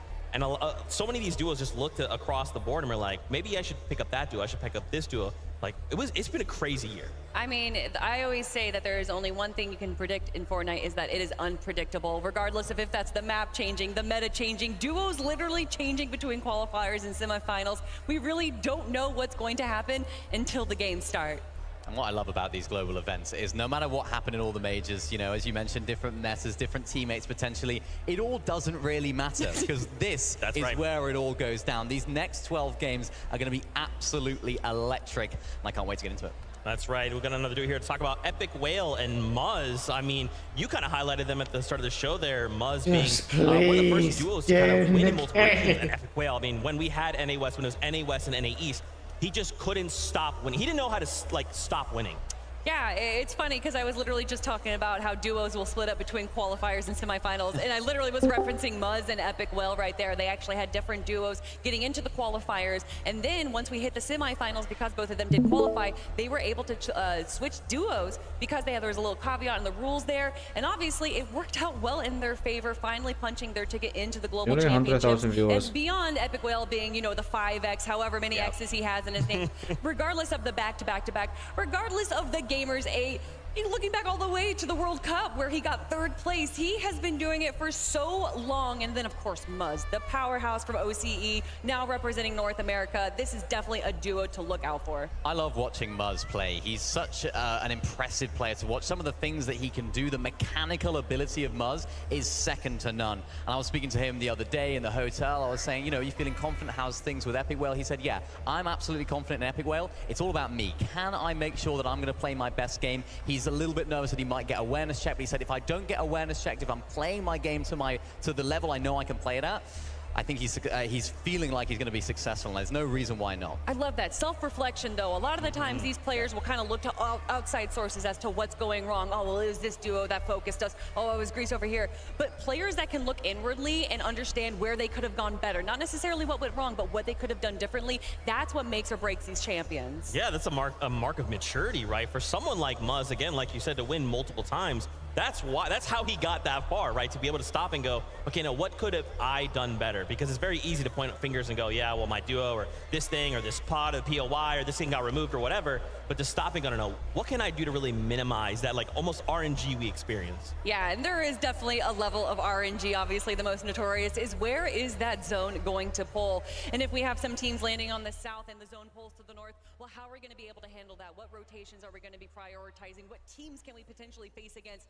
Being able to it's what these Fortnite players are able to do with how much goes into it is honestly uncomparable even to some of the other bigger esports out there. Yeah, it's absolutely crazy. I mean, you mentioned the zones, particularly now in the low to no mobility meta, particularly that sort of 8th zone, those later stage zones, maybe not in endgame, but it's those rotations where you have a maximum pull zone. It's those teams that have the forecast tower. It's those teams that have got their storm surge early. It's those teams that aren't trying to fight on the rotates. They're the teams that are going to try and put themselves in the best position and find the most success, but it's so difficult to do. It's so easy, it's so much easier said than done. Just be like, oh yeah, just go front side, go around teams, don't get shot, don't go into another team, don't box fight. But it's so difficult to do in practice because there's so many different things going on in your head. Oh, we need a bit of damage, let's hop in there. Maybe that's not the best decision to make. So the low mobility meta really shakes things up. I'm interested to see how the players can see how they do the affection of that, I should say. Yeah, I love that balance, right? Kind of striking, okay, we're starting the game, let's say we're uncontested, great. We know we have to hit 555 materials, right? Wood, brick, metal. Yeah. We have to go and we have to get our loot. What weapons are we doing? What's our surge strategy? Now it's zone 1. We got to start getting in position. We are low on surge. Surge is on. What tags are we getting? Oh no, someone's boxing on us. It's all just so dynamic moment to moment. And what's been so exciting with this season is that usually when we see loadouts from major to major, it's the same weapons in everyone's loadout. Yep. But this major, between the shotguns that we have, the ARs that we have, the pistols as well. Yes. There's a lot of variety, actually. Yeah, there is lots of different loadouts. He spoke about Thomas HD earlier on with that Monarch pistol, expecting some big damage coming out of him this weekend. There's just so many different varieties. Even the new shotguns, of course, you mentioned. Lots of different ways that teams can not have necessarily just one best shotgun, not one best assault rifle. Lots of ways to express yourself in the game. Are you more of a close box-to-box player? Do you like to play a little bit further away when you're taking fights? And that's what I'm interested to see a lot of our teams doing. How can they show their identity this weekend, applying themselves in the new strategy and the new season? Do you guys feel that, like, in that moment to moment, right? So let's say we're gonna have this surge strategy. We're gonna need this loadout. Does that change moment to moment? Does that change zone to zone? Yes, 100%. Obviously, you need those long-range tags. You're going to go for the ARs. having to get those Storm Surge tags, of course, but once you get closer, once you get to the end game, you're going to go fighting box to box. You want to make sure that you have your favorite shotgun. And really, depending on the player, you might see Sovereign, you might see the Gatekeeper, or you might see that Hammer Pump. Yeah, or even those dual-wield SMGs. Those things are absolutely crazy. I think a lot of teams, a lot of players will be looking to pick those up towards the later stage of the game. When everyone's a little bit closer, you don't necessarily need that range of the assault rifles, of course. It seems like the burst is the most common one for the players that are trying to get the Storm Surge tags. It's not quite as good in I think they're Bomb, so practicing expect to see a lot creative. of teams trying to switch that up going into the late game. Is there maybe a Yeah, I weapon, think a it's, Jordan they're item, or like anything practicing that, you know, if creative. these off-spawn situations don't happen? Oh, you know what? Oh, guys, I'm getting word. I'm getting word. It is that time. Once again, from the bottom of our hearts, we are so thankful for your patience. That's right. It's game time. Let's send it up to our casters for game number 1. When you see us, we want to see W's because we're ready. It looks like the game is just about to kick off here. Let's jump into match number 1.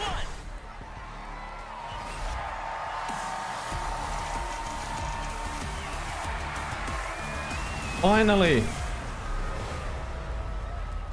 All right, Fort Worth, here we have it. We are kicking things off here at the FNCS Global Championships. And of course, we know what is in store for us. Already getting a close-up pay-per-view of what's taking place here with Queasy and Thomas. And you have to keep in mind, Duke's Sphinx, not too far from this location here at Research Rock. Brawlers Battleground, I think, providing a decent opportunity for a little bit of early clashing potentially. We'll talk about those early clashes. We already know what's going to happen here. It's Malibuca Murstache versus the Powered Alex, the Power Worthy. First tags are going to go to Carmine Corpse Murstache, though. Yeah, that was a big shot implemented there by Murstache. It's going to provide a lot of pressure as well, just enough for him to be able to group with Malibuca. They've already found a Flowberry Fizz. They're getting the shield online. Worthy and Alex know that they've got to be fast on these Avengers chests. Yeah, and this is not the only contested team, right? There are going to be other fights happening here. Play close attention to what's What on, going man? How you to go down, doing? though. Power Alex and Worthy do have a disadvantage here, playing the low So, ground you as winning? the standoff starts to develop. I'm just watching the FNCS. Quad contested drop spot for Peterbot and Boyo. There's 100,000 people watching. Trashy and Threat seem to be in 100. a little bit of a head-to-head. Well, hold that thought, though, because Also, I saw for a you moment, found the it island. seemed as if we were going to, you know, potentially be dealing with Kazi and Aspect here, but I don't see them anywhere in sight, NDF. I think Don't try it, by the way. That's impossible. That's insane. How was the power? Or how was the... It was actually kind of crazy, bro. Really? Do you Yeah. mind explaining why? To be ours. Emma Frost medallion and that mythic striker burst. That's everything that they're after. Explained? He's already collected it. Yeah, like, why was it so, like, OP? It was actually OP as fuck. Nice. There was some technical difficulties, so yeah. It's only a matter of time, though. As soon as that reveal medallion actually procs, there's going to be Alright, 15 seconds that Swizzy, Yapko, Threats, Trashy, You wanna play, or do you think it's just done? So escaping might not be the solution. They're I going to just have to wanna. fight their way I out. was just. I'm just watching like a couple of them. Alright. While you're watching, I'll be back. I'm just gonna. Sure. Yeah, I just gotta. I gotta go take a piss. You can see they're doing just that, ready to possibly pounce here in the coming moments. But Vino and Clicks, y'all, are here, and they are indeed contested. The moment these names lit up on screen, you can just hear the crowd going crazy. I mean, a clear fan favorite for good reason. And I think the most incredible part about it is just listening to Clicks talk about the fact, hey, we just found out a couple days ago, yeah, we are going to be contested. But for Damo and Resigns, you have to also factor in, this is familiarity for them. Sandy Steps has been their home as well. Yeah, and this is a lot of respect coming from both sides. Clicks and Vino, of course, just feeling out the playing field right now, playing the outskirts, meaning that no team can, you know, rotate from behind them, whereas Resigns and Damo are content with their side of the map. But Middle Eastern teams are on the set here. Haman and Cow Gamer now up against the likes of CZB and Nathan, who's underneath them.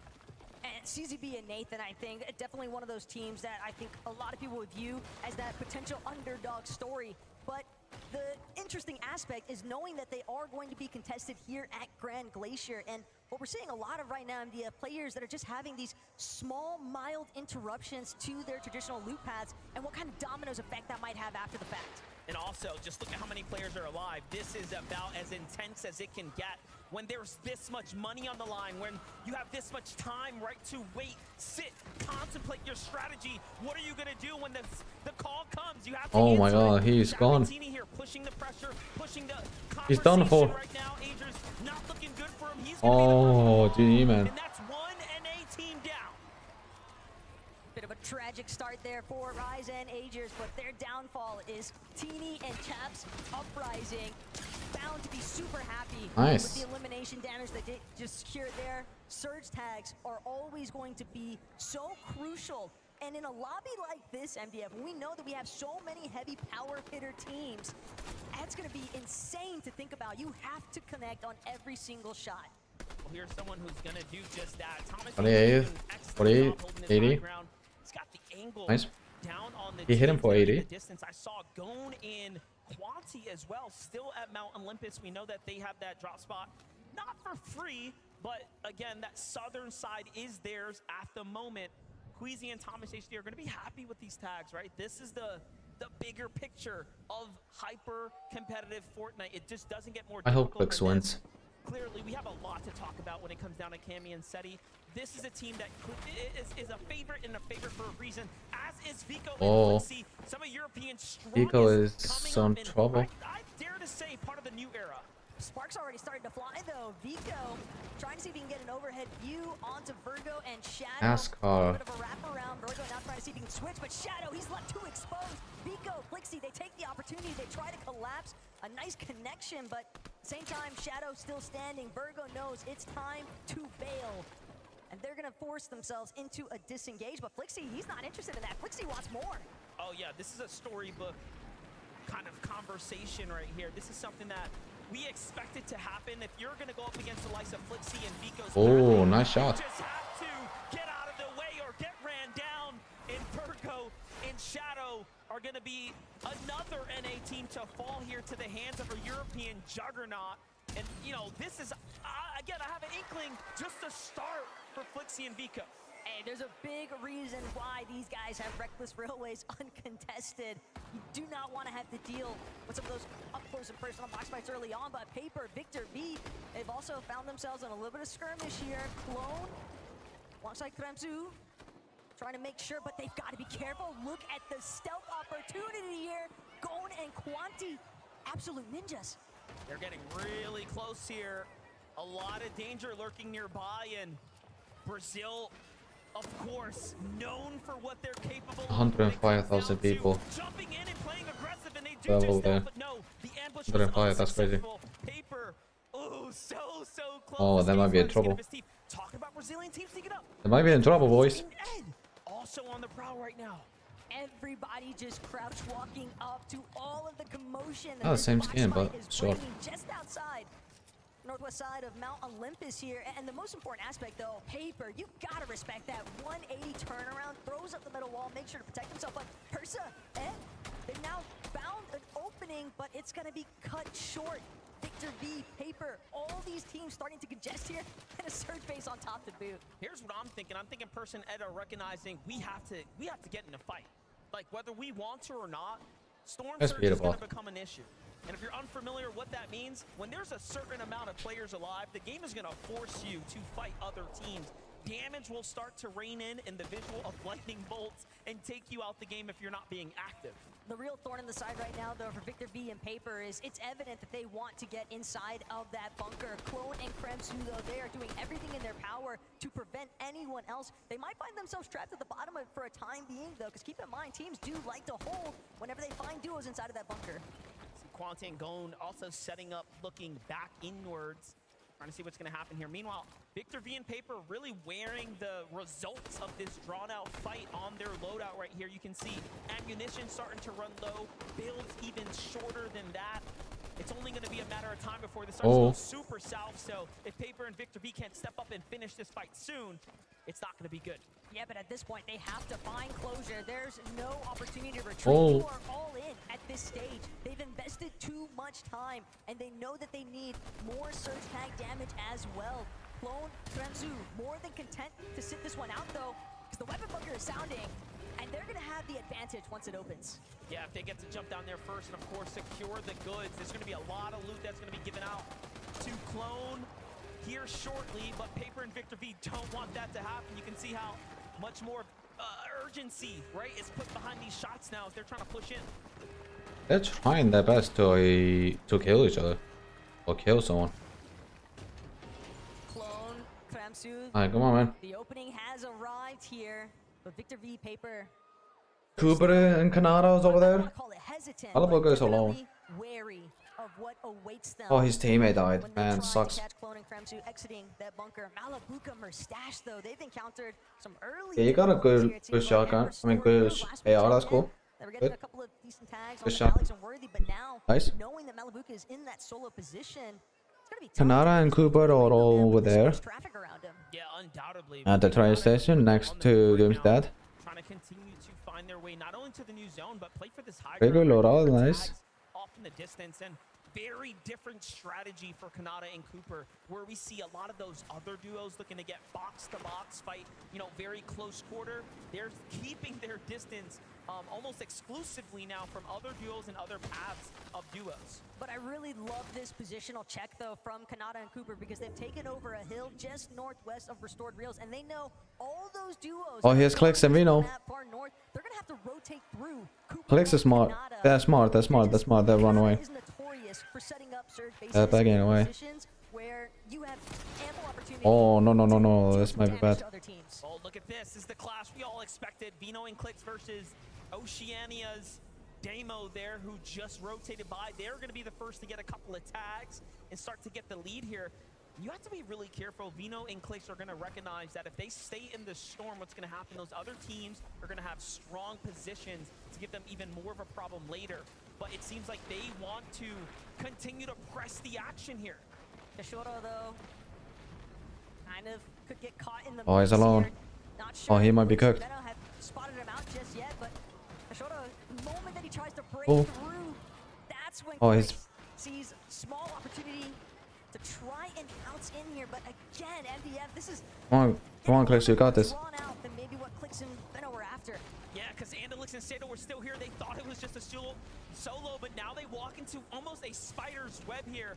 Sato and Andalix do have heals as well, so they can kind of sustain themselves for quite some time, but I'm not sure how much Andalix has to work with. Meanwhile, the GOATs of the region, the Kings of EU, the most consistent duo in the world when it comes to LAN performances in the recent years are here. Every view we pan over, That's it's like always low. sharks in the water currently. The fact that Cammy and Seti have now decided to just stroll on over so casually. Photo is they low. recognize there's no real openings for us to taste this one just yet. We know he's just going in. Positioning and set because they can always set up to Oh. intervene. Kashoro trying to do what he can. Nice. Let's go, Vino. His first elimination goes to Clicks. Vino's gonna be the first to claim it alongside Clicks here for a big elimination, and that's gonna set themselves off in They better get the zone. pace here. Still, Kanata and Cooper. pay attention on the other side. Kanata and Cooper. Epic will. Epic is over there. Opposite situation now as we talked about them keeping their distance. Vision and Brains Oh. are gonna step up to the plate. Let's see if they can hit this swing at bat, but nothing just yet. Something important to consider, though, Visuals and Braids. This is our duo that came in at the final hour. Just last night, they discovered that they were going to be participating on the global stage. What's their prep time look like in comparison to everyone else? But more importantly still, Oh no. Braids, he's trying to make This their might be way bad. to fight to Cooper and Kanata. They're not willing to fold. A couple of armored walls Oh. already expended from both sides as well. Kanata still able to find the shots that matter, though. Armor wall, nice. Cooper doing a decent job at just trying to forcibly create space. And this is not just any backup duo here. This is a team that is very much tenured and familiar with one another. They, in fact, have duoed with each other throughout the Get years. that back in the way. Again, not your regular backup team. This is a very, very scary team. Oh, he's to be tagging. fighting right now, and a huge opportunity like this is not going to be taken for granted. And you can see the fact that they Peter Rich or the other side. you know, these great Malabuka and Merstash or Grimgate. Storm Surge. Storm Surge is effectively active now. They have the 91 above. Oh, 92 above. To not lose out. Have a chance to really get back into the swing of Oh, Peter Bot over there. Let's see. and we already know who's playing for it. Peter Bot, aka Cheetah, is over here. Actually, I'm joking. He's actually that good at the game. He's not actually cheating. People think he's cheating, but he's not. Putting some pressure onto teams that are just trying to rotate at the bottom of Rift Island. You know, teams like to try and utilize some of those rifts. Yeah, his teammate is Polo and Peter Bot, so yeah. When you have a team like Peter Bot and Poyo, and they're not the only ones. Pollo and Peter Bot. They're trashy and threats as well. Pollo means chicken. In So, wait, who's winning or who are you rooting for? I'm just watching, see. We're going to be able to scout them out in just a couple of moments here. So, trashing and threats. Dude, it looks intense right now, bro. I know, that's what happened if there is $2 million on the line, that's why. Damn. $2 million. That's why they're sweating so hard. They want that money. Yeah. He has challenged players in the practice rooms back to back and has been the most successful. But the way that you're mentioning that, it's all about the solos, and this is a duos game here, MDF. King Oh, trying to Storm Surge. see if he can get a little bit of revenge damage onto Reason or Badil, but Oh, it's taking damage. Germans, they're the ones holding Oh no.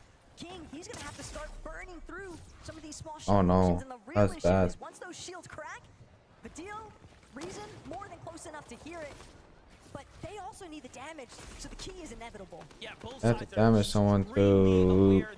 Yeah. This is a fight for Surge right now, and should King's team get a tag, the Surge is gonna flip. They are the team quite literally above them, and it doesn't really get much closer than this, and this is the most opportunistic time for King to take down a duo here. But Reason, there it is. Opportunities start to shift here. Reason and Badil now. Pressure starts to loom on them. Craziest part to think about too is that they've still got to watch their backs because Rift Island just lurking in the distance, slightly higher elevation than themselves. Peter Bot Boyle, they were definitely trying to see if they could track down anybody for some additional tags, knocks, elims, ideally, but one of these teams has got to get a go on here, MDF. They can't afford to just sit idle. It's either fight or get eliminated. Here it comes. I'm seeing two shots coming from both sides. Reason goes for it first. Vadiel on the other side doing an excellent job, but a trade comes out. King's weak. He's going to be the first to fall. Reason and Vadiel come out on top, and even then, it's just enough to stay alive for now.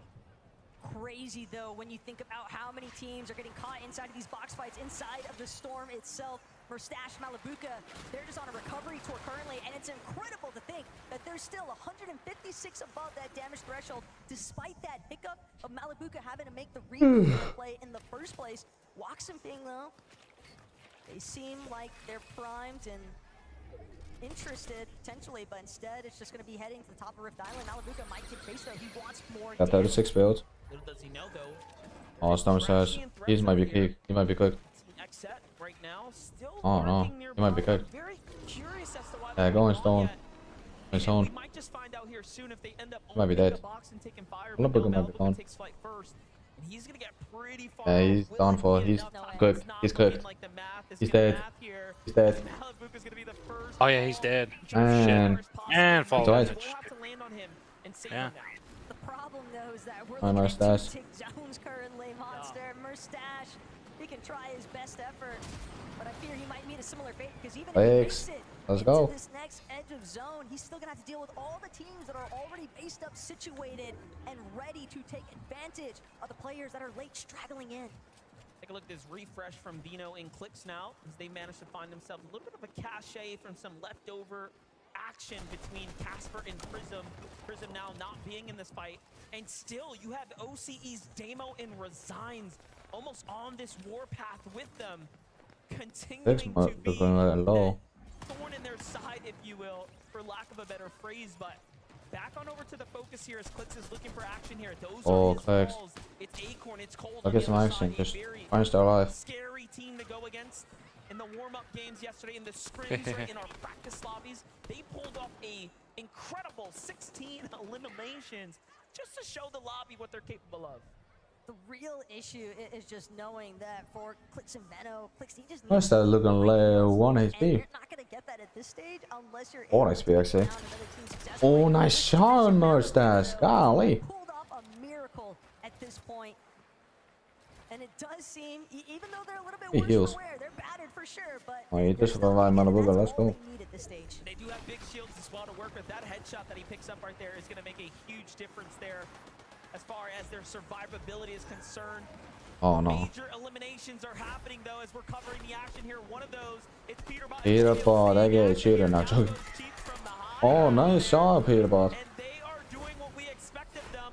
Very healthy, extremely material capped, and now picking up points. That's a runaway train potentially starting to take form. Meanwhile, other teams like Huddy and Kovacs just trying to see if they can find an angle. Yuma Rise under a little bit of duress here, but One click. Let me see some action. Clicks. Veno trying to see if they can finagle their way out of this awkward position that they found themselves in, boxed up right next to Acorn and Cold. But again, Acorn and Cold, they've got decent amount of materials to work with. More importantly still though, I think that they are certainly willing to jump into a fight if it calls for. Oh yeah, yesterday has absolutely proven that they can take on any team without a problem. Talk about good teams that are still standing right now, teams that we've been kind of following the story. Victor V and Paper. Paper a little worse for wear. Seems like a bad peek's gonna go ahead and put him on the backside of this engagement here. And Vino facing the struggles of taking a lot of damage here as well, and not being able to recover now as they don't have whites. Still has a couple of Oh, mate. again. Will that really be My man. Queasy Are you Thomas winning? now starting to surface Like, these guys were serious. near their area. Ritual though takes some big tags, left that wall open just a moment too long. But Ritual free, come on, coming out of Doomstad. Got to be dealing with Epic Oil and Muzz early on. The fact that this duo already has 3 elims is rather impressive, but Malabuka as well, still holding his own. Shari's got a little bit of an angle peak advantage, so Malabuka's gonna look to try and see if he can find a more aggressive push from underneath. Meanwhile, Mustache again, just trying to make sure he doesn't take another take from the storm, but it's too Mustache is down. late. Just barely makes it in. At least Malabuka can go for the revive. You know, all things considering, he'll have more HP when What are they in Alex? Let's go. went down, so it's not all too bad here, but it is definitely time lost. The surge is active. They need to find a couple tags. Into the box they go. Oh no, Malabuga. Malabuga. And if he doesn't hit this shot, he's going to be sent back to the lobby. And Let's go, Booga. Malabuka and Mustache are clawing their way out of this hole here. Oh no, he's dead. Unfortunately, it might not be enough here. Oh no, he's dead. So close. Malabuka is He did good, Malabuga. everything in his power, but He did well. they have finally met their end. Zero business making it that far in the first place, though, but that is the kind At least of Clicks is alive. Mustache can bring. Well, here's a couple things to celebrate. Placement points has been reached. We are inside the top 25. Anyone alive now? Just look at the map. Rewarded with more and more points. This is where things start to almost compound for you. So you want to stay up. Vino is down right now. Clicks has a very important decision to make here. Do you save your best mate or let him get sent back to the lobby so you can? Yo, Ollie, you look at the map. Seems like he wants to go for the save. Armored Wall is going to be the saving grace here for a moment, though. Instead, Vino makes the call. Leave me. Continue to play the game here. Veno knew there was just way too much pressure coming from the other side of that wall. A fully intact duo, and that duo being Queasy and Thomas HD. There's just no realistic opportunity for Clicks to bring that one back. But Queasy, he's actually looking a little hurt here. He might have been desperate at that point, and Clicks finds himself in a similar situation. Oh. He only has small shield potions to rely on, 2 below. Clicks. When it comes to the damage threshold, Stay alive. he's gotta make a move, and he's gotta do it Oh, he's dead. now. But I don't think anybody's giving him an opening. Oh no, Clicks. The top 20 now. The more teams that fall, this would be excellent for Clicks here. He just has to hold on a little bit longer. And he is doing just that. A little bit of a zone pull towards his side, more or less. But High Ground has Cammy and Seti looking from up above, and it has never looked better for this duo. Kadu and Sia having already been eliminated. Clicks looks so... He's cooked. Yeah, he's cooked. He's dead. He's dead. Holy moly, how did he live? Crazy with the movement. The fact that he managed Who to knows? escape. Still alive. He's clutching. Almost a top Look at his face cam. He is locked in. Oh. Peterbot killed Clicks. No way. No way. What are the odds? Poor Clicks, dude. He came all the way to top 20 and then he died. Man. Even more still, 5 eliminations You shouldn't just stay safe. Stop going for kills. Really strong grasp on this high ground. God. What an incredible view for Chapentini. This is coming off the mountain here. Seti seems to have lost his teammate now. Has to do this on his own here. But still, anything can happen. But Mazenev Iguero inside the box, inside the lane. He's throwing armored walls down. That's going to buy him a little bit of time. Excellent plays here from Seti. No time to play with this storm, though. He just Oh, he's 1 HP. One taking his own. He gets stuck in the middle. He's dead. Oh, no, no, no, no, no. Us. Us. Oh my god, Peter Bot is still alive. Dude, Peter Bot is insane! How is he alive? Oh, 1, 2, 2. How the fuck is Peter Bot alive? He is crazy! He's crazy! Peter Bot! No shit! Dude, Peter Bot is nuts! Peter Bot is crazy! He managed to get one person before he died. Wow! What a be. Chapentini, though, they're trying to see if they can look for an opportunity to collapse. Pico, Flixie off in the distance as well. The mid-ground starting to really pile up here. Well, look at this. High ground starting to run out of material. Hey, Clicks, how about this? Stop playing FNCS. You can't even win. They're just going to put in dangerous work here on the field, and it is starting to shape up. Acorn and Cold and a saving grace on the low ground. These guys on high ground. Oh no, Rice. Rice. No, Rice! Oh my lord. Oh no, no match. There's no match. No way! No way! Yuma! He tried. Oh my lord. 2v2. Oh my lord, this is it for them. Who's gonna go down? Let's go.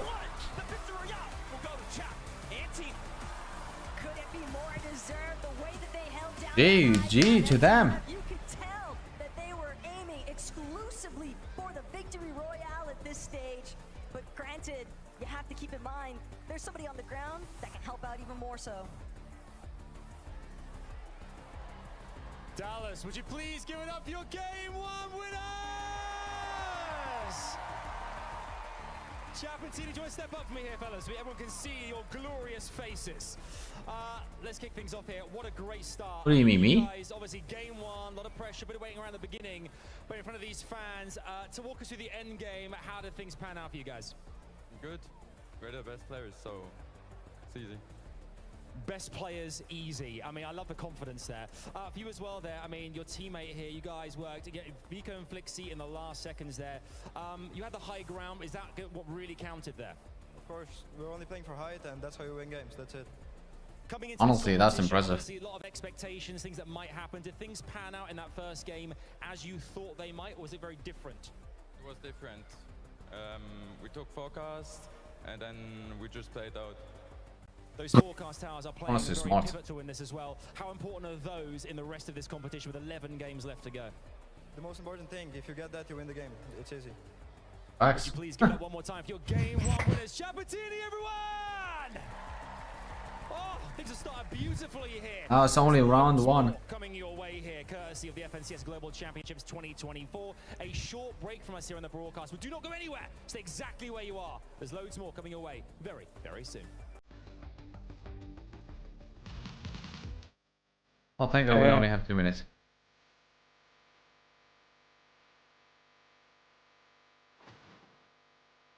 That's crazy.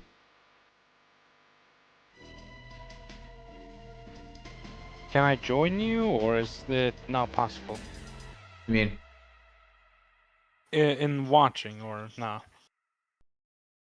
You can. Like, what do you mean, like, in-game?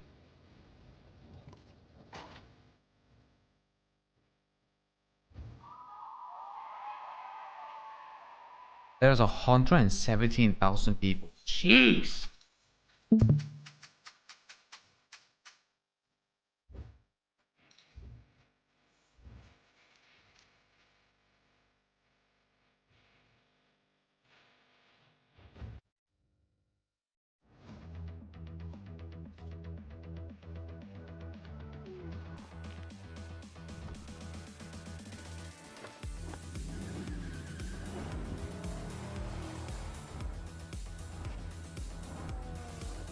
Yo, Rocket Racing, man. That's nice.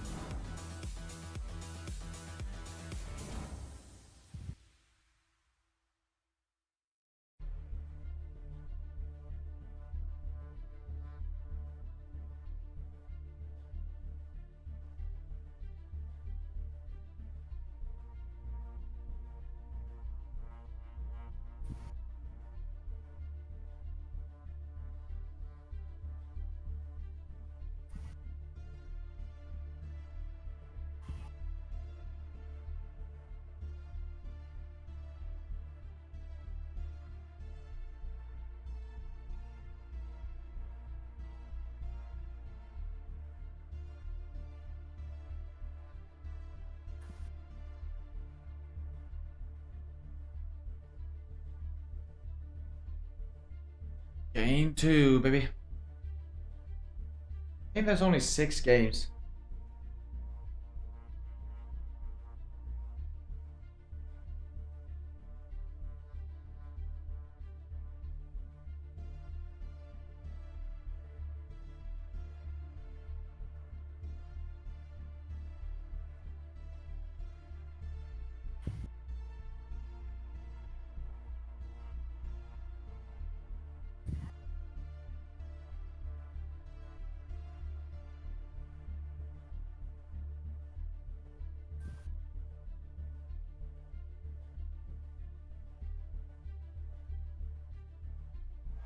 What is going on, everybody? Welcome back to the FNCS game number 1. Chap and TD find themselves the victory royale, and that first game was absolutely crazy to see these guys come out on top and to get that interview, right? Hey, we're the best team. You just get forecast, you get this, you get we're the best team. That's it. That's all that matters. I mean, if you look at Major 2, Major 3, when they both got second place in both majors, yeah, they're kind of one of the best teams right now. And showing up today and showing up early as well, eliminating Agers and Rise right off the bat. Yeah, really, really interesting after this first game, because we were sort of talking about it going into the first game. Where are these guys going to land? What's their strategy going to look like? We didn't quite know, and now we get a little bit of an insight into what that's going to look like. It seems like they're really prioritizing that forecast tower. Another thing that we focused on at the beginning of the show. They want that forecast tower, and that's the reason why they're able to get height right here. You saw Cammy and Seti sort of shaping up to try and take height and holding it in that sort of 8-9 zone, but they didn't get that next zone. So Teeny and Chap took the opportunity really well because they knew where it was going. Also, to be able to hold height for as long as they did, all the way from zone 9. Once again, the forecast tower allowing them to know where to move that height and use or save up those much needed mats towards the end of the game there. Absolutely phenomenal. What a great way to start the competition. Just again, cold. They're just ice cold, chilling there. Yeah, we're the best. Not a big deal. Man, that is a statement game out of game number 1. But there was just so many things that transpired in game number 1. Just so many solo performances that all took place. I mean, we saw there for a moment, even Rise and Yuma making a top 3. 8 eliminations? That's terrifying. We can't let that happen. Yes, we can, and they did. And I want to see it happen again. Rise and Yuma representing Asia right now, showing that, oh, yeah, it's NA versus you. You got to watch out for Asia as well. Yeah, these guys are really looking good right there. 8 eliminations clutching up there in the end in those final few moments. The crowd erupted as soon as they got that final elimination. Wasn't quite enough to get into that first or second, but they've got to be happy with that start, particularly on this stage. That's right. I want to highlight Peterbot, man. I don't know what Peterbot is about, but I do now. In those final moments, you know, Pollo goes down and you have I can't believe he survived that fight though. And for Peterbot to take With only like 2 SP, I think. Game number 1, you know that there was definitely some emotions going high right there. But Peterbot, if he is down into a solo, I mean, he's honestly a duo as a single player. Yeah, exactly. Boom. I mean, both of these players have the ability to do this, solo clutches. And in big events like this, 12-game formats, these solo clutches are going to be so vital in getting these guys into a really nice position. I must say, this Burst Assault Rifle x Peterbot is a crazy combo. It shouldn't be allowed because he's so good with that. And then even towards these endgame situations, taking out Seti there at that final few moments just to keep he should be dead. Going, too little, Yeah, but he is that sweat. I mean, their strategy is just so clean from the start. Landing rep, getting the coin, getting the mythic AR, going over to the forecast tower, and then getting the Rift Island is as fourth. well in that game, allowing them to just have a little bit of height, a little bit more mass. And more importantly, Peterbot. getting that mod weapon bench so that I saw Pollo kind of modifying his Did weapons he? there. Did getting that woman just say exactly mod what bench they were and prepared for bitch? the end What? game. I couldn't hear. I'm just... a second place. They didn't even need the victory royale, right? The fact that they made it to second place, you've already done too much. You've already let them get too far in the game. Yeah, I mean, they started off so strong as well, getting eliminations onto Shadow and Virgo by Zone 1 there. And then, of course, just dominating the low ground as we know them to do. Yeah, exactly. Another really solid performance of these guys. We've seen them do it previously. This is exactly what we expected. Low to mid ground, finding those eliminations. And towards the end there, where it was the final 2v2, it was kind of like Major 3, where it was two of the best teams in EU going head-to-head. Of course, two different, very, very different play styles. These guys are not necessarily going to be going for height every single game. But, of course, what I noticed there was a little bit of a change in rotation. They went towards the north side of their drop spot. So interesting to see whether that's going to change throughout the day, whether the forecast tower fight's going to affect that. But really nice start from these guys. That's right, guys. I know you want more action. We can talk more about this, but let's just jump back into it. MDF, the best taco. Back over to you. Yeah, that was a very intense game, obviously, as we're coming out. You know, I couldn't even believe it. I almost, you know, just threw the whole mic off the headset. I was really into it for a second there. Yeah, and the craziest part still, of course, we have two EU teams duking it out to close off our first lobby here. And match number 2 is ready to go.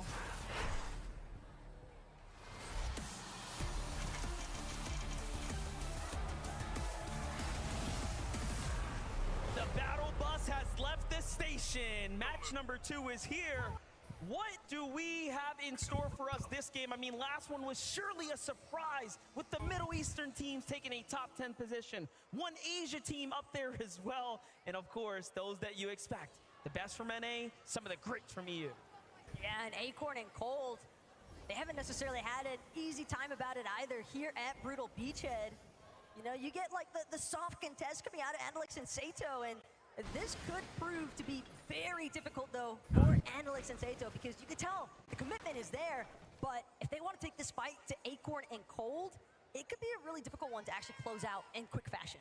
We have to give all credit to not only Clix and Vino for Clix's performance to stay alive and secure a top 15, but Damo and Resigns, who found even more placement points, ending just closer to that top 10. So a very impressive performance for teams that were contested that game, actually. When you start to do the math on that, that is almost unprecedented. Well, it was almost like Damo and Resigns were trailing Clix and Veno the entire match, and if they hadn't actually stumbled upon Kishuro as a solo, I almost wonder if things could have maybe gone a little differently there, because that's what really got them tied up into a rough position. But again, hindsight's always 20/20. Currently, we are focused on the now. Chap and Teeny lingered around the Nitrodrome, but Kanata and Cooper close by means that all they can really look for here is just trying to prioritize their mat count. Yeah, we do know Kanata and Cooper like to rotate closer to Agers and Rise, who was taken out pretty early last game, so they didn't get to secure that fight, and they found themselves in a completely different battle up against Visual and Braids, and it really didn't go their way. Shortly afterwards, Braids ended up falling to Epic Whale Mud, so pretty interesting, you know, zone dynamic starting to take shape here, and that's really part of the high level of Fortnite. Game to game, micro adjusting, right? They all know what went well, what went wrong, and it's about adjusting in the real time. But here's Seiyun, here's Kadu against Casper and Prism. Little stands off here, so it seems like this game, similar to match 1, is going to kind of take its time rolling into the eliminations. Yeah, Janice almost seemingly happy about the fact that these teams kind of caught wind of each other, because that allowed for him to just slip on by, head on out, redline rig, make sure that he doesn't get caught in the mix. He's clearly just trying to make a play for that Reboot Max. Like, didn't see Fixie anywhere near, so almost makes you wonder at the same time. It's going to be a difficult situation for a lot of these teams. Here's Cammy and Seti. They have angles, they have a little bit of high ground. Meanwhile, King and Phaser getting active right now just outside the Rebels' roost. What is happening here? They seem to be finding their groove right now. It's Visual and Braids once again who are giving some of these duos a really difficult time, making them all second guess whether or not they should be sticking around and fighting them. So, you know, that's impressive. Yeah, but this is also a really smart disengage from King and Phaser, recognizing the fact Sky Scroll still nearby as top end or their interest at the moment. But even hanging around the world could cause some issues because they did a round fight. Don't know how much certain damage they've actually been able to ruin this state. And once we start to get that game invasion aspect, we already saw one team wouldn't necessarily anticipate to struggle with their certain advantage, having issues. Very interesting. We have to look at that and wrap it here. The game has been their rock spot for quite some time. Coming out of major reinforcements and excellent performance. You know, just looking at the paper trail of Rapid and Bambuga. Everyone's marking up towards the top three as far as any team I'm concerned. In talking about top three, it wouldn't be one without Cold and Acorn. They're just putting teams down. This time they do finish the fight up against Andalex and Sato. They don't let them escape. But now something that Sato and Andalex are potentially going to have to start considering is if this keeps going in favor of Acorn and Cold, if they continue to take the fight to them, do you switch for day 2? But I think we still got a few more lobbies to work through before that really starts to become the real question mark here. For Stash Malabuka, though, starting off somewhat on the right foot here at Restored Reels. One elimination already. Curious if one of those is onto either Alex or Worthy. Yeah, something happened there, but Bolts and Bryce are at a fight right now. Little build-off happening here. This is a pretty intensive early game fight for, given the situation, a Zone 1 Sky base going on here. This is going to be a full-on reset if it doesn't end fast. It's up again, Vico and Flixie. You know, obviously, our second place coming out of game 1. Very much fired up, very much confident. Bryce and Bolts are not going to fold here, though. The forecast tower, the weapons bunker that spawns nearby Dupenhazen, where Bolts and Bryce like to land. And this is something that, you know, they were willing to contest Reet and Ritual for when it was Reet and Ritual at Reckless Railway. So now Vico, Flixie haven't taken over that position. And it's funny because you asked Vico in the player lounge last night, hey, what do you think about the forecast tower? He's like, that's my forecast tower. You ask any of these players who are actually trying to contest, they'll always tell you the same thing. That's my forecast. And yet, Vico, Flixie, they find themselves stuck because Bryce and Bolts either need to get eliminated or forced out here. Whoever controls the NPC is going to win. This is gonna live. You got to talk with Vico. I got to talk with Bolts and Bolts' brother, and they had nothing but positive things to say, and honestly confidence about the fact that this is their forecast tower, and he's here, and he believes that paired up with Bryce, they are a perfect combination. So very interesting to see that both teams very much feel like they're entitled to this drop. Vico and Flixie seem to be the first, of course. Boots on the ground here. They're going to secure the card, which means they have everything that they need here to go ahead and be the one to get the first dibs. But Bolts comes in, takes down Flixie from up above. Whose tower is it? Vico might have that key card, but how long can he really hold on to it? He's trying to just get out of dodge at this point, creating as much space as possible. But you know Bolts and Bryce Give me that key. isolated Vico by forcibly eliminating Flixie. They're going to chase him. They do not want to let him escape with that forecast key card. And this is not just These guys are trying to get the key. These assholes. These crazy people. Every single storm for the remainder Oh, of this he game. just dropped the It is key. worth so much more than just a set of points. Bolts Yeah, he and wants Bryce are that fighting long back. and hard, and they end up easing off for a second there because Clone and Kromsu is waiting for them, and Bryce is going to be one of the first to fall now as he gets ambushed. This was almost like an unexpected gift. Clone and Kremzu were situated exclusively for the bunker, and yet when Vico tried to escape because he recognized the fact, hey, I've just got to play for the reboot. I just need to get Flixie back into this game. We'll deal with the forecast later. But Kremzu and Clone, dude, too slick with it. That was just dirty right there to get boxed up. But look, Bolts has the card, so he actually ends up finding Vico potentially here, or no? Vico dropped it when he was running. He ends up dropping it just so that he doesn't, you know, bring that heat with him. So very, very interesting turn of events here. But sure, you might have forecast secured, but at what cost? Because realistically, if I'm Kremzu, I'm not letting you escape. And that's the thing, Vico knew that there was no reason for him to continue trying to hold on. He did not have the materials to feasibly escape unless he gave up that key card. I actually love that we got to see him drop the key card as well, right? Just saying, hey, look, you can have it, man. My hands are in the air. White flag is waved. Go ahead, take it. So how many matches did you have to go in to find the Doom? I got it first try. Wow. Oh, lies. About the Fortnite Global Championship. I didn't even realize I just got a first try for no reason. It's incredible to watch. Wow, this is looking. All I had to do is just get him build mode, and then I just got a fucking island. Currently, though, Clicks, Actually wild. Gold, Chaptini, Oh my gosh. I don't think we could ask for anything better at this stage, but fact of the matter is, all these teams are just fixated on one thing, and it's likely the weapons bunker. You hear it. It's opening up right now, and Clicks and Vino the first to fold as they recognize, hey, there are 4 teams here. This is not the greatest idea. They double back to the campfire. They'll get their chance at the bunker, right? They'll be able to pick up some scraps, get their attachments. But first, sit things out, let things settle. I like that flyby though, Janus and Pixie, so it looks like Janus's rescue mission was a success. He was able to make his way towards a reboot van, but again, you have to start to wonder what kind of damage was he able to collect prior to losing Pixie. And now, Reckless Railway is heating up one more time because Vico double back, brought Pixie into it, but now Shadow and Virgo trying to see if they can pose a threat.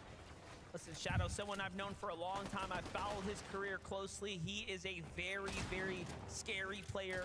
Once he starts to get situated, Game 1 jitters are out of the way now. Him and Virgo have been nothing but successful as a duo here. But wait a second, Vico and Flixby, as we know, again, are EU's best right now. Clearly some of the strongest fighters on the region. How are you feeling? And then you have OCE's Dayanith and Tinka, right? I'm pretty good. I've had a pretty good day. Put OCE's stamp on it. I just went down to town because there's the circus thing, and I just had fun. Yeah. Nice. Either of them, they are just reeking of confidence essentially, and for good measure, because Vico, Flixie, they've been successful despite the fact that Vico was incredibly low on material count as well. He's still able to stave off Shadow and Virgo, and that is not an easy feat by any means. Jumping to the other side here, Dukes and Sphinx trying to figure out what's happening down here south on the zone as things are just starting to develop. Clearly shots are coming in from teams in the distance. Meanwhile, Queasy has that high ground. Chapto lurking up, trying to see how he can possibly get involved. Teeny already sitting on the base for a moment there. You couldn't even tell. By the way, I don't even know if it's Queasy that's in danger nearly yeah, as much as it might be Thomas H. the video is posted on Shorts. Yeah. On YouTube is, I think, the comment about my full reaction on TikTok. Making his way back towards him, but he scouted it out. Managed to throw up a wall just in the nick of time. Queasy also on high alert now. Oh, with Chabatini, they've made enough noise. Other teams in the distance actually trying to take side shots at them. Gotta respect Thomas HD's ability to not only see them and react faster than they can land a shot on him, but to also get up to high ground nothing too before it was too late. And look, they're gonna just go ahead and get off of there. They're like, wait, that team, they want to fight? No, we don't need that. Oh, Japex, interesting. Oh wait, Japex is gone in this tournament. I forgot. I mean, yeah, it makes sense. Because it was too broken. To go ahead and yeah. a new position here, find some new real estate, if you will. Meanwhile, at the Grim Gate, Real estate. Rising Yuma coming out of Asia, representing here last game. Phenomenal performance, ending up towards the top. 8 eliminations as well. This game off to a hot start with 2. Look, we look away, we blink for a second, and damn. Jesus. The lineup is just nasty. You can just tell that Thomas HD and Queasy probably ecstatic about that loot llama they essentially just picked up from the knock. Yeah, I don't even know if they want to cross over to pick up. Fucking hell, bro. I'm gonna have a seizure after looking at this. What do you mean, gonna have a seizure? Dude, they're going so fast. That's the point. Exactly. That's the reason why they want the money. Just go fast.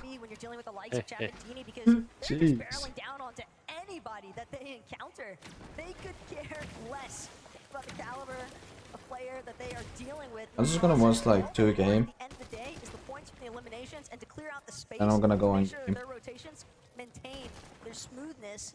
But Giannis, layer below, Chapatini are currently boxed up, and they are not the only ones.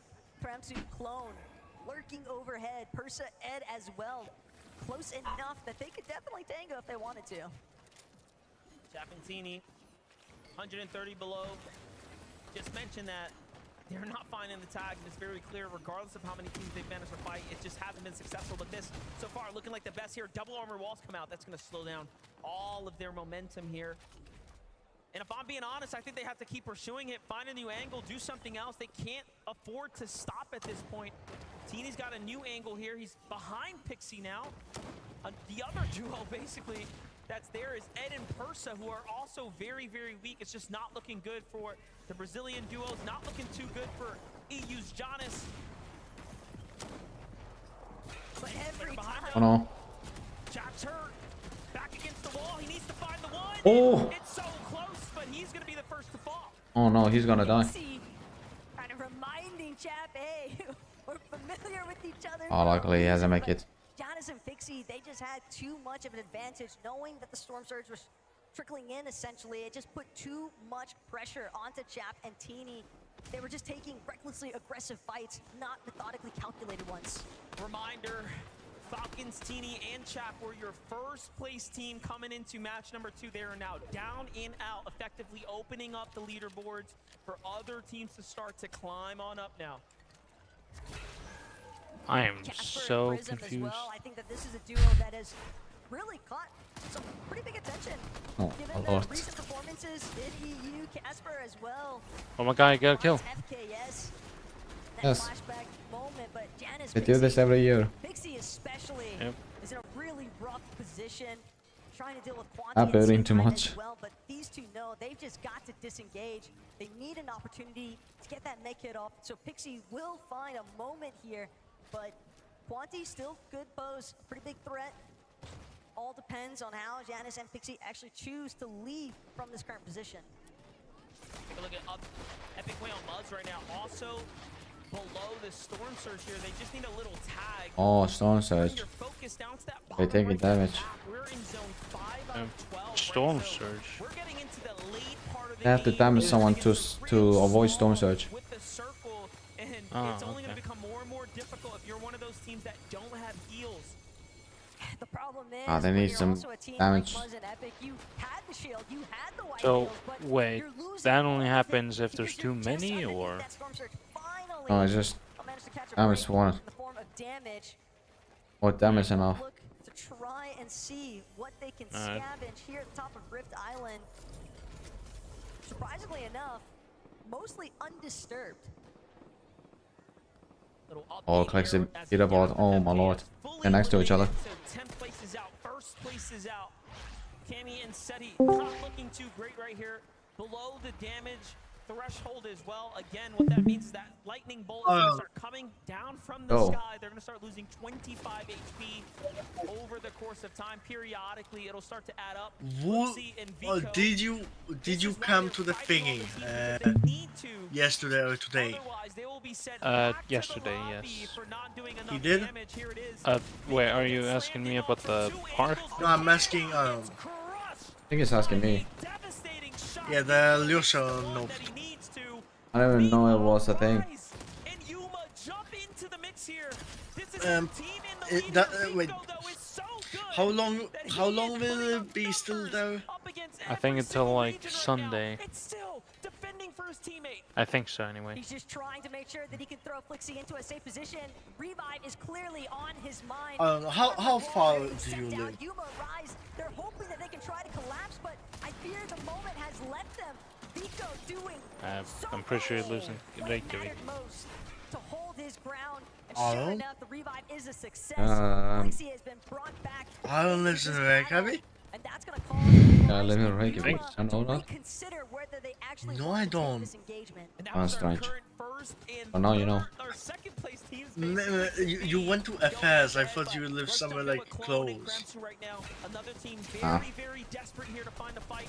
Clicks and Epic Whale are the team not so desperate. You did go to FS like what? A bit ago though. But I think it meant like when I was in sleepover. Yeah, you know this guy's been taking some tips from Menno. I mean, he's been doing his own kind of master class at this stage. So you're very up high. Oh my god. The trap was delayed. So good.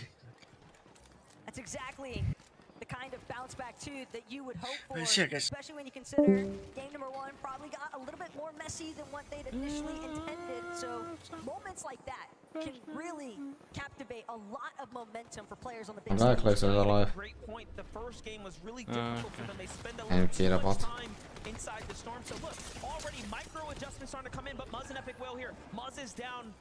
Or sorry, Epic Whale's down. Muzz is by himself. He finds the tags that he needs, doubles back to save his teammate as the Storm Surge was doing damage. Oh and no. Deal and Reason are recognizing, wait a second. Why did you stop pushing here? Something clearly went wrong. Muzz now has to back off. I don't even think he got to pick up his I don't teammate in think time. they're gonna No, make it. Epic Whale gets finished there. And the development now for Muzz is that he is left by himself with nothing to really work with. I mean, it's all but over for him at this point if Adil and Reason want to push. At the same time, though, Muzz is definitely a bit of a solo mastermind. If anybody could look for a clutch opportunity, the real issue that I'm seeing right now, though, MDF, Baka, Pars, right behind where Muzz is currently fixated. And if he wants to press forward, Adil and Reason on the other end of these walls, it's going to cost Muzz so much if he's able to escape this as far as his builds are concerned. He's already looking low on that material count. Yeah, you saw him look through the wall. I was like, wait, what's left there? Nothing. And I think that was a mistake because now Varial and Reason can tell, wait, he's still pretty close and they definitely know he's a weakened solo. But hey, if Muzz can stay alive, he has the zone, he'll be okay for a little bit of time. Placement points are just moments away. Take a look from the other perspective, how the damage ended up racking up there. An excellent tag by Reason, and then the Surge finishes the job there in the end. So very, very close. Had, you know, This is alive, thank God. They definitely were the team ahead, but here's a team that hasn't really found their footing just yet. Peterbot and Boyo trying to figure it out in match number 2 right now. Well, you say that, but Peterbot was kind of on a rampage in our first lobby. Yeah, I can tell you wants that money. Obviously hoping that he can do it alongside his duo, Bifoli, That's Corona. it. They are met with an armored wall. The moment that they try to aggress onto Pars and Baka and be forced to drop to the low ground, seeing they could try chop out these floors from underneath, but Pars, Baka, they recognize there's too much desperation from this duo. Oh, no. We don't need to take any sort of risky peeks. We're just gonna stay them back. They kind of have to though, but no, Mapoli goes up to the box by himself. Oh. Baka and Pars are some of the best to do it though, and they hit their tags. Literally granted a huge opportunity there to get comfortable and situated in this game now. Meanwhile, Thanks, I hope you kill Peterbot. Across the map. Talk about a night and day position to be in. Come on, Clicks. Come on, Clicks. More to work with right now. Clicks though has to buy some time. Get a little healthy here. Starting to run out of shields to work with though, but still. They get time to regather themselves, to compose themselves for a moment. The most important part was looking at both of their material counts. That is a strong build count for them to work with, and they're gonna need every bit of it, because when you look at Titans like Thomas HT and Queasy up on the high ground already, I was enemy to avoid elimination. shots, and any of these teams that are starting to trickle their way in, trying to see if they can suppress as many duos as possible to those mid and low ground layers. Well, here it is. It seems like they've been able to catch a little bit of extra information there. Now looking for teams nearby. Bryson Bolt's going to be one of the first to go ahead and be in the line of sights here. But the zone hasn't popped just yet. They know it's got to go north. They're working their way through this build here. Yep, that was someone. Yes. And they back off. Happy with the few tags, but still, they need Damage in there, more one. Perfect. surely more placement points if they want to jump up to top 5, as those teams are still in this game. Meanwhile, Queasy still ramping his way across the high ground, right? And that's for sure. Queasy, Thomas, they're going to try to hold on to hype for as long as possible. Ideally, the entire game, if possible, like what we saw at a Pretty challenge good in on the them. last match. But Acorn Cold, very efficient.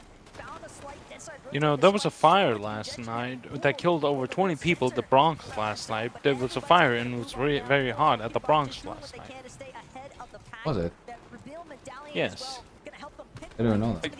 I'm so surprised, bro. Oh, Peter Boy is weak. Oh my lord, Peter Boy. How are there 17 in like that small ass circle? They are trying to get some money. They're trying to survive to get more points. Yeah. I'm not saying they're bad or anything. Oh no, they are actually trying. Yeah. Holy crap. I just think it's crazy with how many people there are. Like in that small. Because I think the most people we've ever had in a small circle like that was like, what, 8 people?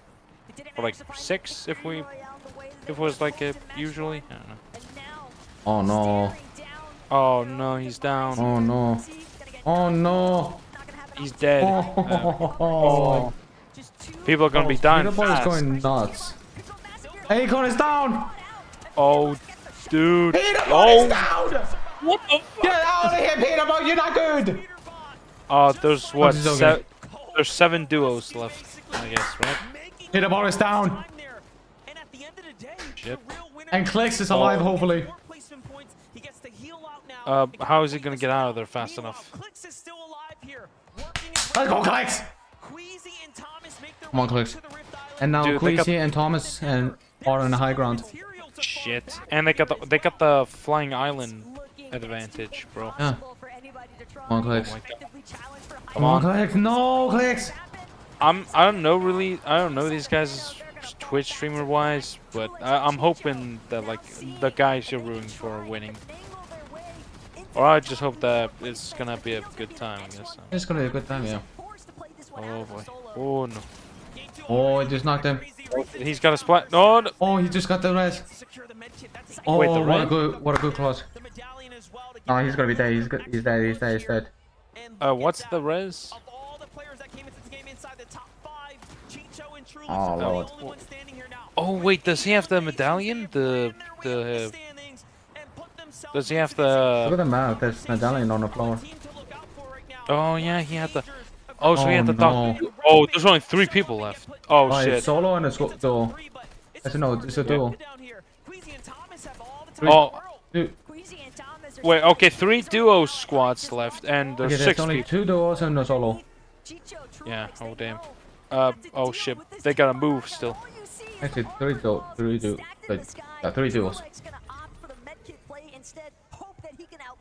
They're gonna do a heal off. Shit. They don't really have a choice.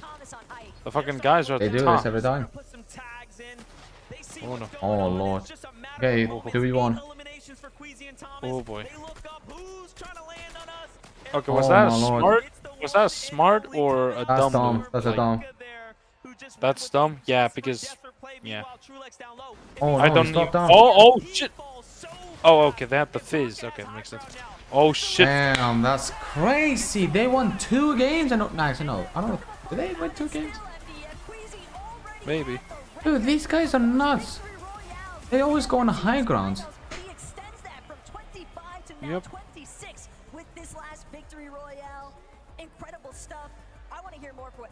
Also, how old are they? Because they look like they're 16.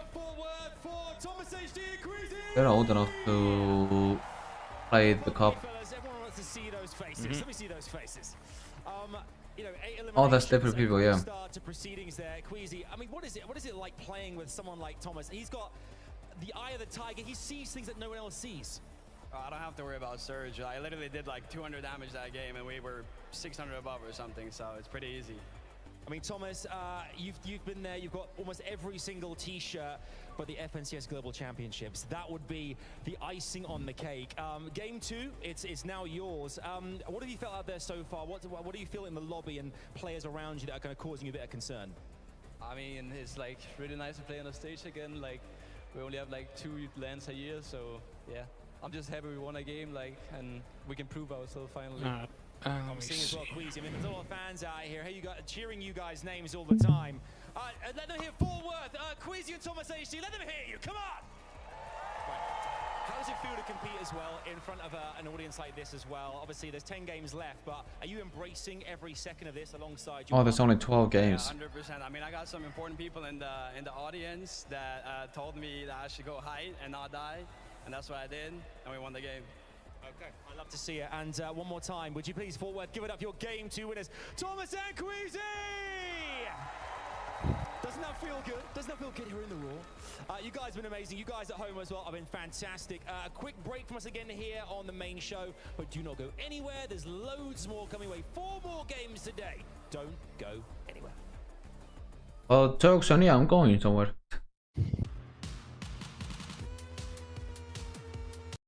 Honestly, W.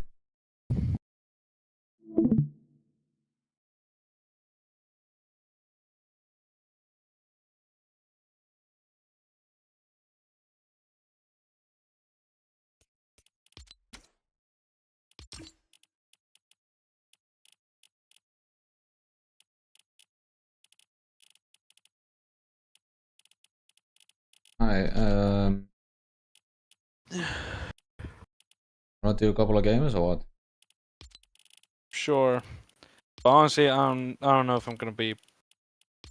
I'm probably gonna be going soon, but I'd love to try to get the Doom Island if possible. Mainly because that, because of Ljosanot, I want to try to be there and hang out with some friends, you know. Yeah. I hope you. Yeah, sorry. That's fine. So wait, who won, or who got the championship? There's only a couple of games. I think it was Queasy and Thomas. They won the second round. Okay. There's still more to go. Right.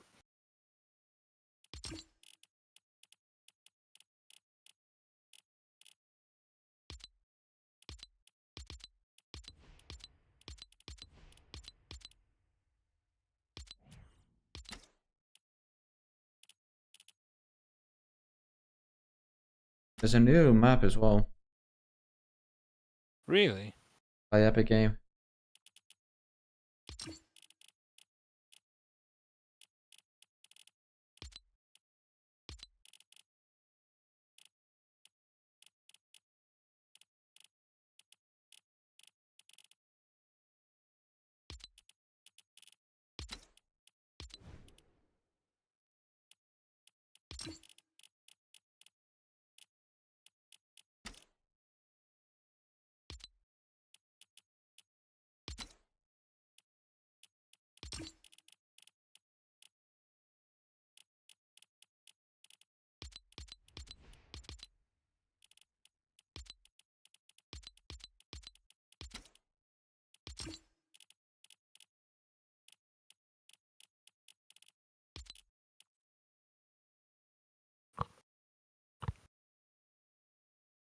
Oh boy.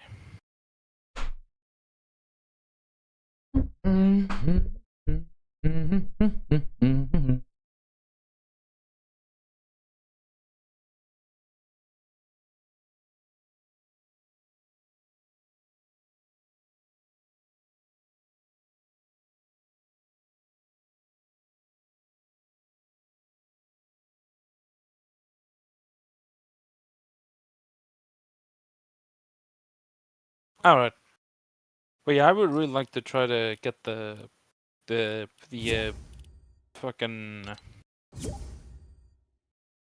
the Doom Island, I guess, right? That's what it is? Yeah. Wait, what are the chances of us getting it? Like, oh wait. That's regular. Are we going regular or 0? It works for me in regular. Oh, okay.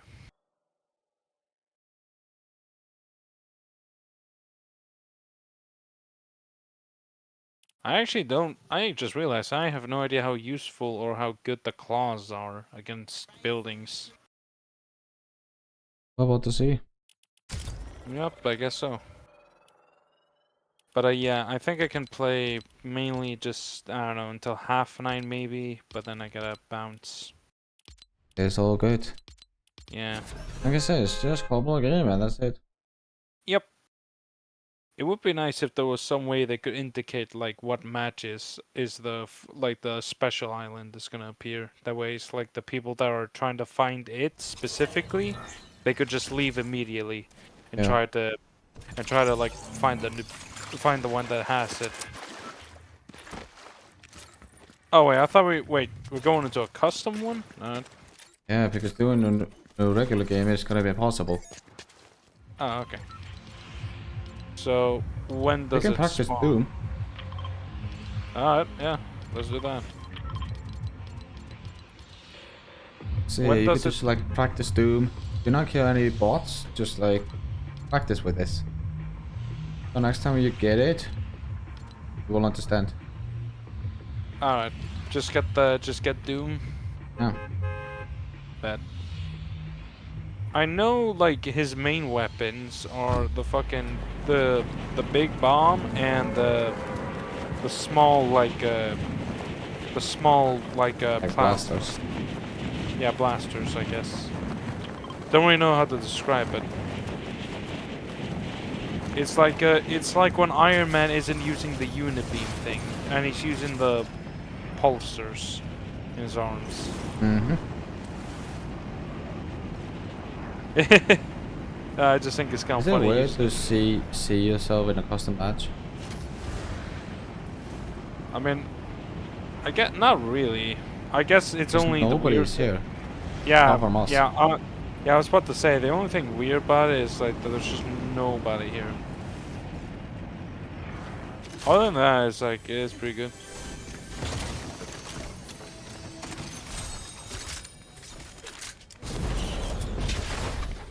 I do not kill any bots, just Yep.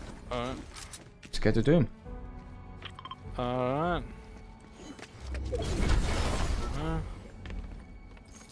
I'm just hold on, just trying to. There we go. Alright, and when do we fight him? Just now? If you want to fight him, then can. Alright, wait, hold on. How close can I get to him before he just starts fucking up?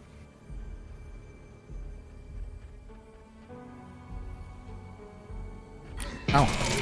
Oh, okay. Notice. Alright.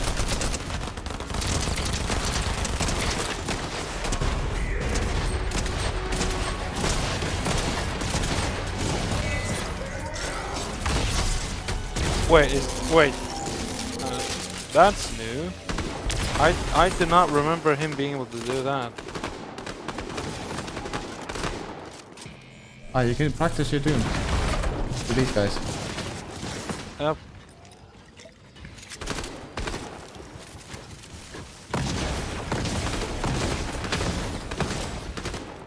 Up here as well. There we go. Yeah, long. Oh, I killed him technically, I guess.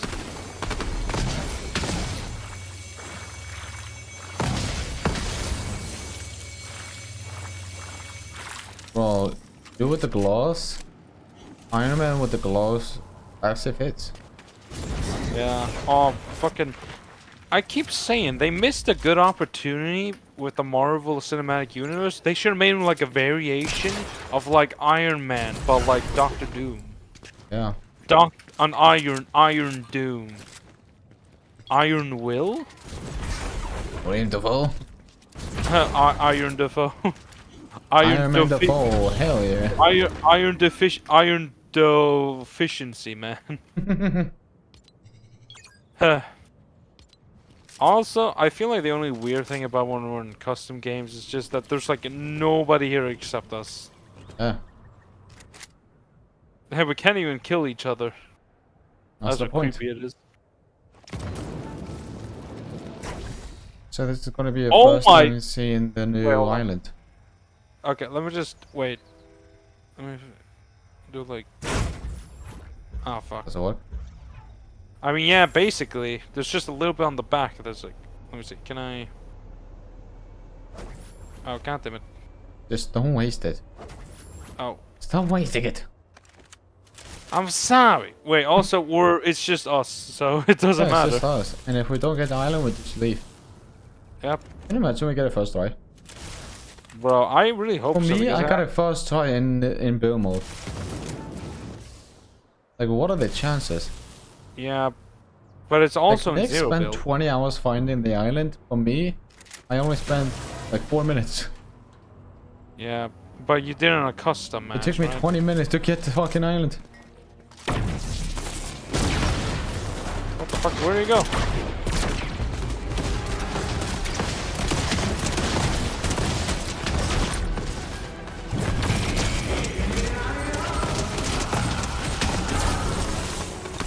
Wow.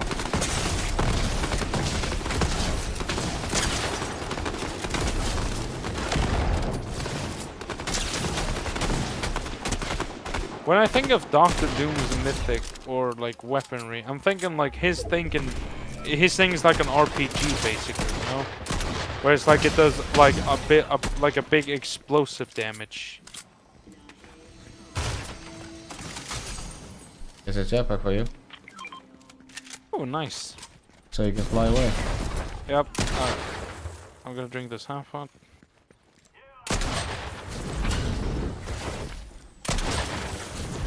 Alright, yeah, let's go. Alright, let's go to the raft.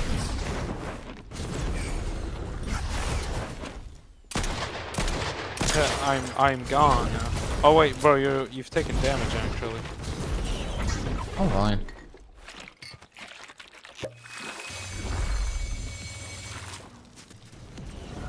Alright, hold on, I need to recharge mine.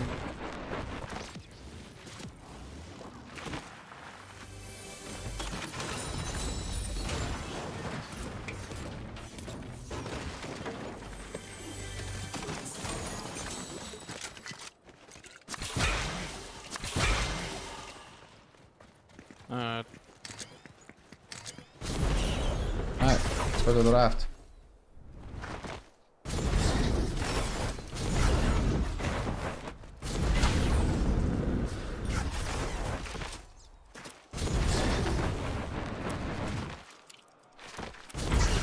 Wait, what raft?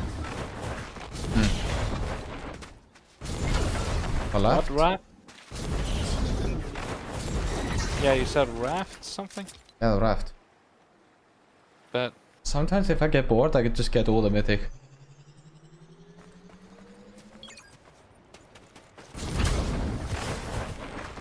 Guess you do not hit the green area. It's a box shot.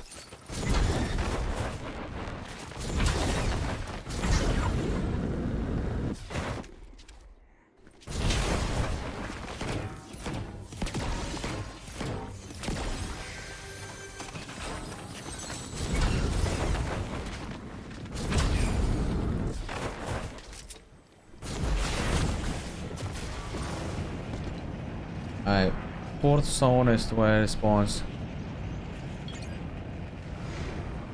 But yeah, is it just limited to one per person, or is it like only one person can get it. Wow, makes sense. That's why they're making it harder. I guess it makes sense if you think about why they only made it like one, also like 5% chance only.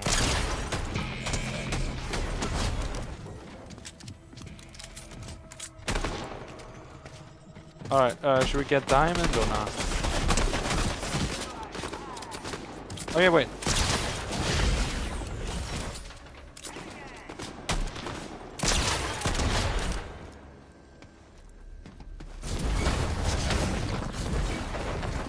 How do we deactivate this? Oh, I guess not. This isn't it. There she is.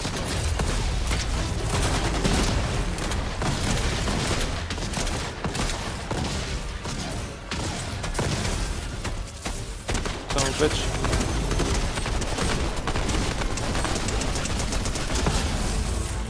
Hey.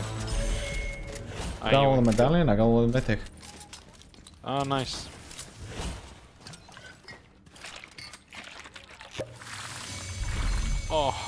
Glorious.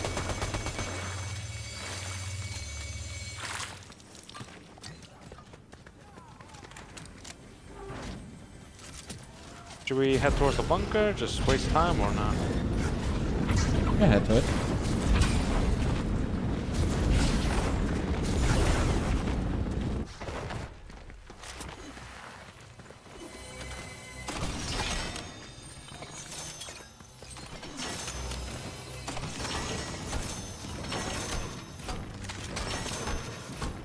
Oh wait, Yeah, bro, forgot he was in build mode for a second.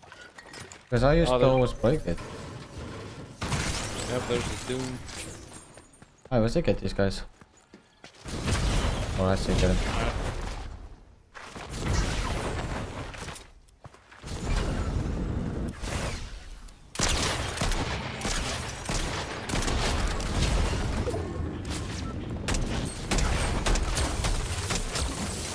Wait, no.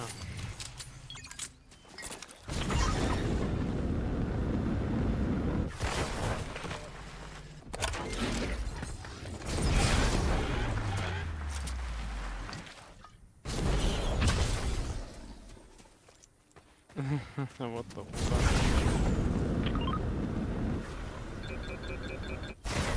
Man, honestly, the worst part is we just gotta wait.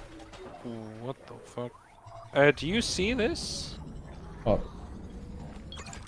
You see this weird, like, thing over here? Okay. This. Oh yeah, How- yeah, it's always happened. It's always there. Is it like a glitch? Oh, it's always there. That's why they spawned. What? Oh, okay, that makes sense. Fourth zone is where we get it. If we actually got a first zone, I'm gonna cry. Dude. I hope so. It's done with you. Like, I Honestly, can't believe it. I feel like they should make it a 50-50 instead of like a 5. You know? That way it's They won't like make if it fair for everybody. what? Because if they did 100%, they will just get it like first try, and everybody is gonna be blaming them like, oh, please remove it. Okay. They don't want yeah. that. Yeah, okay, that actually. Oh man, wait, is it just normal? Damn it. This This will is- look like if it's green. It has It'll to be look like- green to make it work. Damn it. So we're gonna back out. Oh man. Also, why can't I feel like wouldn't it make more sense that the match it would be easier to find in an actual match, not just like private thing? And I will die multiple times. What? I will just die. Oh. Yeah, that's a good point. We just don't have time to do that.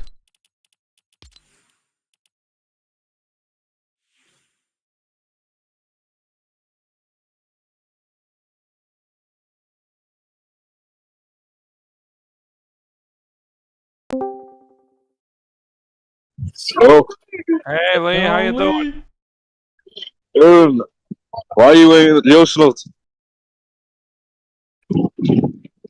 Hello? Doing, man? Hello? Hey, how you doing? I'm doing good. How about you do?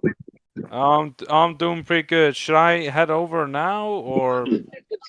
Nah, I mean, we're just here buying tickets and yeah, we're just on this long ass fucking line. But you guys can come on and maybe like around 7 or 8. We're just Yeah, here. That's your choice. I'm thinking of coming like at 8 or later.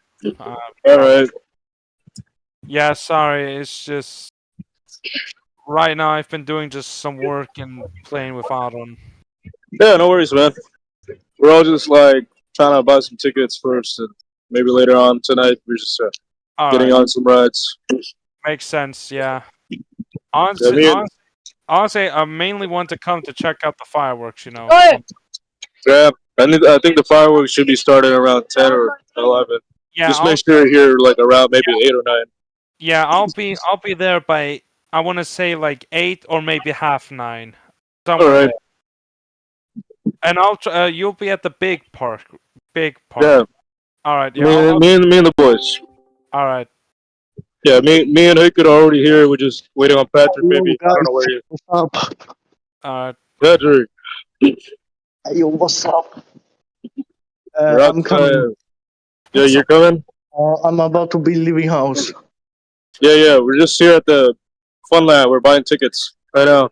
And the line is big as fuck. Wait, the Funland? Yeah, Funland. Okay. I'll probably be there with my parents. Okay. Maybe not. Yeah, just so you know, the line is fucking big. I fucking know.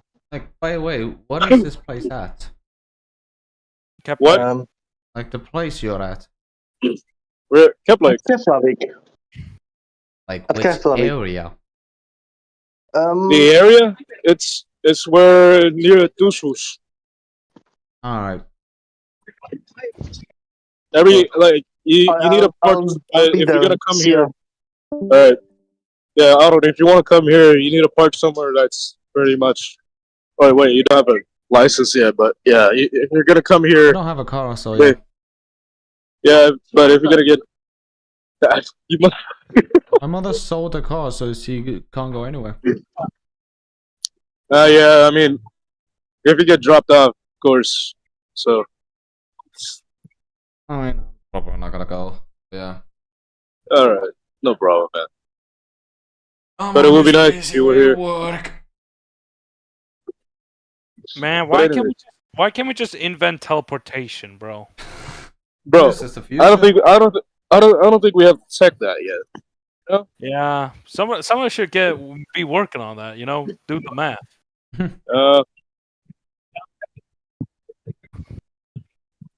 But anyways, I'm gonna hang up the call now since we're getting a little closer. Alright. All right. All right, boys. See I'll ya. try to do it as soon as possible, man. See ya.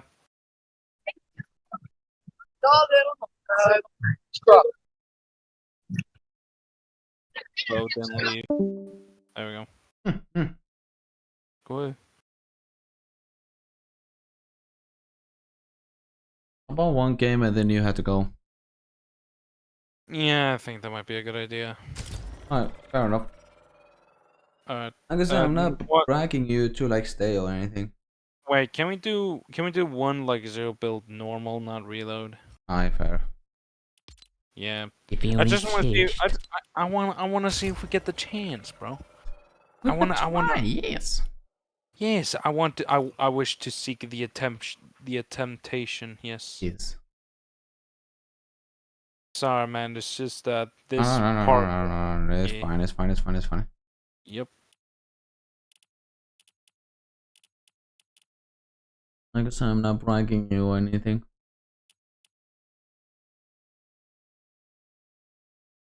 Just always happy to chat.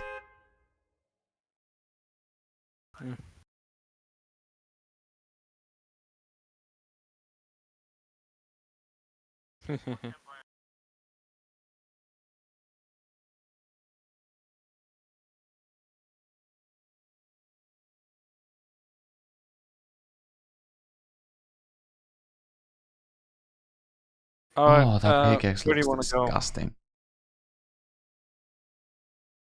What? Where do you want to go? Let's see. What?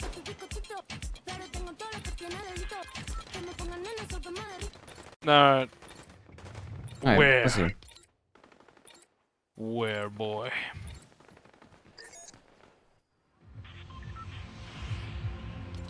Just underworld. Fuck it. Alright.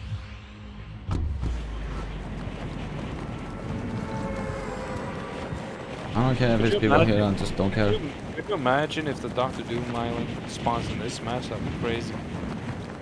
Well, keep dreaming because it's probably not. Probably not. Hey man, you know, gamblers quit 99% of gamblers quit before hitting it big, you know? And That's crazy.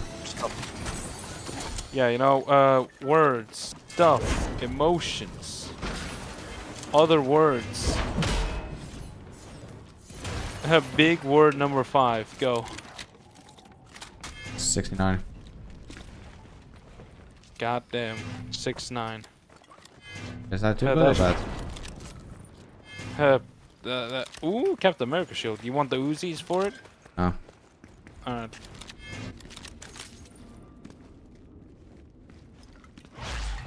But yeah, it's basically like this big party thing where it's like people can go there and have fun. Nice. At first I thought it was a cult just coming into town.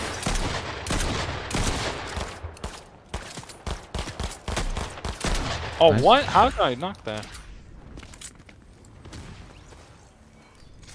Oh, it feels like it was just yesterday. It was. Perfection, boy. How did that guy miss me? Panther claws. Hey, let me drop it to you. Let me drop it here. Oh, okay. Because There we go. Here's portal bunks.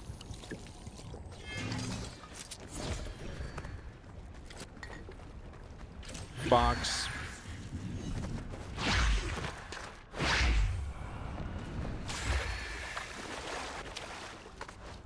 Yeah, stop a photonum. so this place is it like a festival? Yeah, it's a festival basically. Okay. Because it's been a while since I went to festival.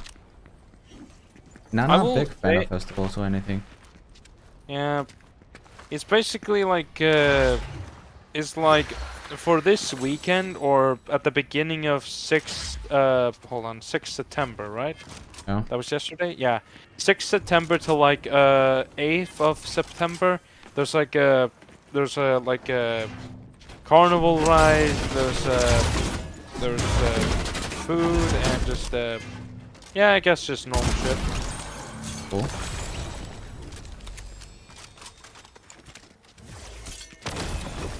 Oh god. I'm trying to get up to where you are, but just climb. Alright. I did it. I done these, boy. Bro doesn't know the lore of Yosanot. I don't know what that actually means. Hey, you know what that gay shit means. I don't know. Ooh, train! You wanna go for train? Oh, do I? No, I'm asking. Do you want to go for train? Yes. Alright, we gotta go fast. I get in. Alright, go. Bro, this Go. guy has no buttons. Fuck. Go. Oh, he made it. Alright. Ooh. Yo, bro, squeezing through right now.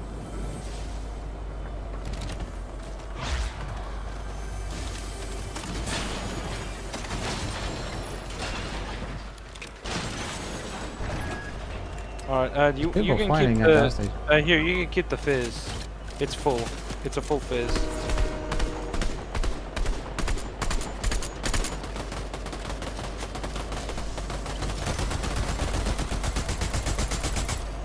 God, my aim is notorious. Your aim is disgusting, bro. My aim is atrocious, dude. AKA bad. Yep. I don't want a bad aim.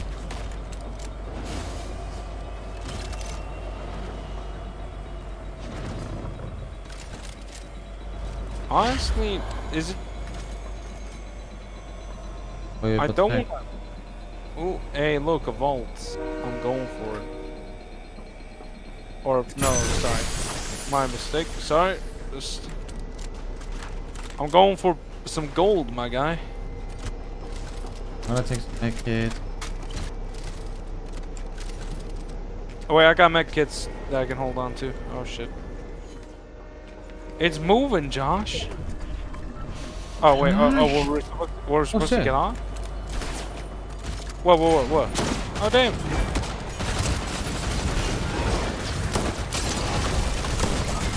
Oh, for fuck's sake. Should I get off? Damn. No, is my fucking reboot card there? Oh, okay, fell off, dude. What the fuck? I think it might be time to ignore him. Oh, I guess you can't. Yeah, these guys are nerds. I don't have a job at all. It's cool. It was cool playing the game just once. Well, we did good. So good. What? We did good. Yep. Yep. Not too good, you know. Hey, we did good, but not too good. I think you had to go, I think. Yeah, I think so. That's fine. I'll Don't say maybe so try. to me. Yeah, I'll maybe try to message you like if it's not too late. But I think. Like I say, you have plenty of time. Just have fun. Don't worry about me. Just have a good time. Yep, that's the plan anyway. Yeah.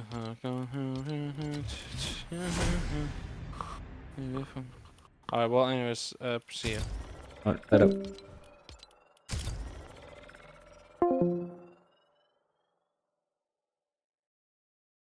Alright, I'm gonna do...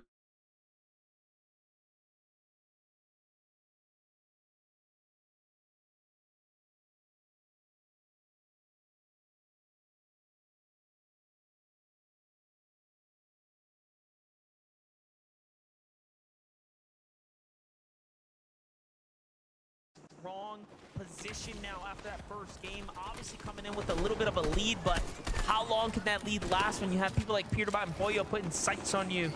And looking at that update there, Cold and Acorn are down. Yuma and Rise are also down. This match 3, almost a defining moment for some teams here that had a real chance to break away, but as all things balance here, it's almost like we're brought down to reality. So Trulex, really the only player now in the lobby that has a 30-point gap, but for how much longer? He's just trying to stay as concealed as possible and hopefully connect. An elimination, really? Yet again, Dukes now forced to play this one out as a solo. His box gonna get collapsed upon. Hiko though loses Quixie. Another one of our teams in the top 5 wiped out. That is actually going to be very, very important for everyone who's on the bubble now, looking to jump up into that top 5 spot. And even better for the likes of Peterbot and Boyo, who are very much there. Thomas, HD, and Queasy, who have been running their way up the standings here. Look at this late rotate, allowing them to have this much visual. Not even need to build walls on the side is a sign of confidence on its own. Look at this Thomas now. He was just taking shots at the lobby leader. He's still got his sights set onto Trulex. Might have even identified him as a solo, but they're going to find themselves chopped. Malabuka, Merstash now trying to make their approach towards Queasy and Thomas. Meanwhile, Peterbot, Boyo, they're currently sitting inside a top 3, 3rd place to be specific, and they're going to instantaneously take over the hill. Prime position, also catching shots, tags, connecting onto Queasy. But the hill height is the real W here. Well, I hate to call it early, but it is not looking good for the lobby if you're rooting against Peterbot and Boyo right now, as they have got themselves the natural elevation, the material count, and the base already set up.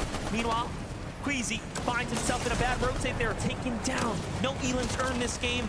No chance that Thomas can survive there if he doesn't fight his way up. He doesn't even have mats here. The shield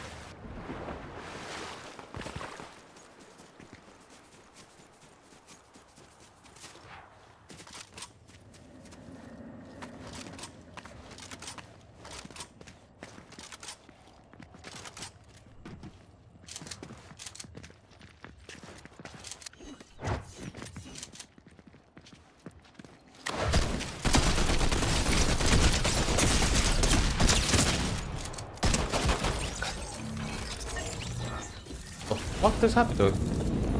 Oh, he just got hit.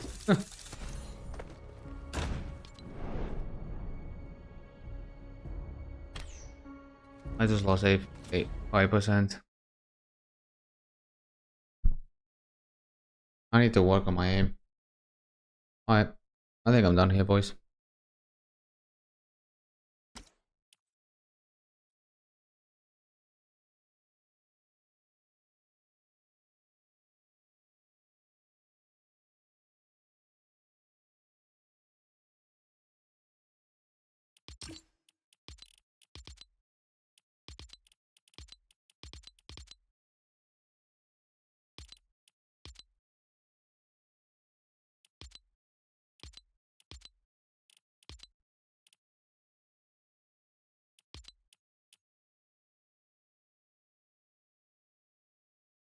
Alright, I'm gonna get out of here, guys.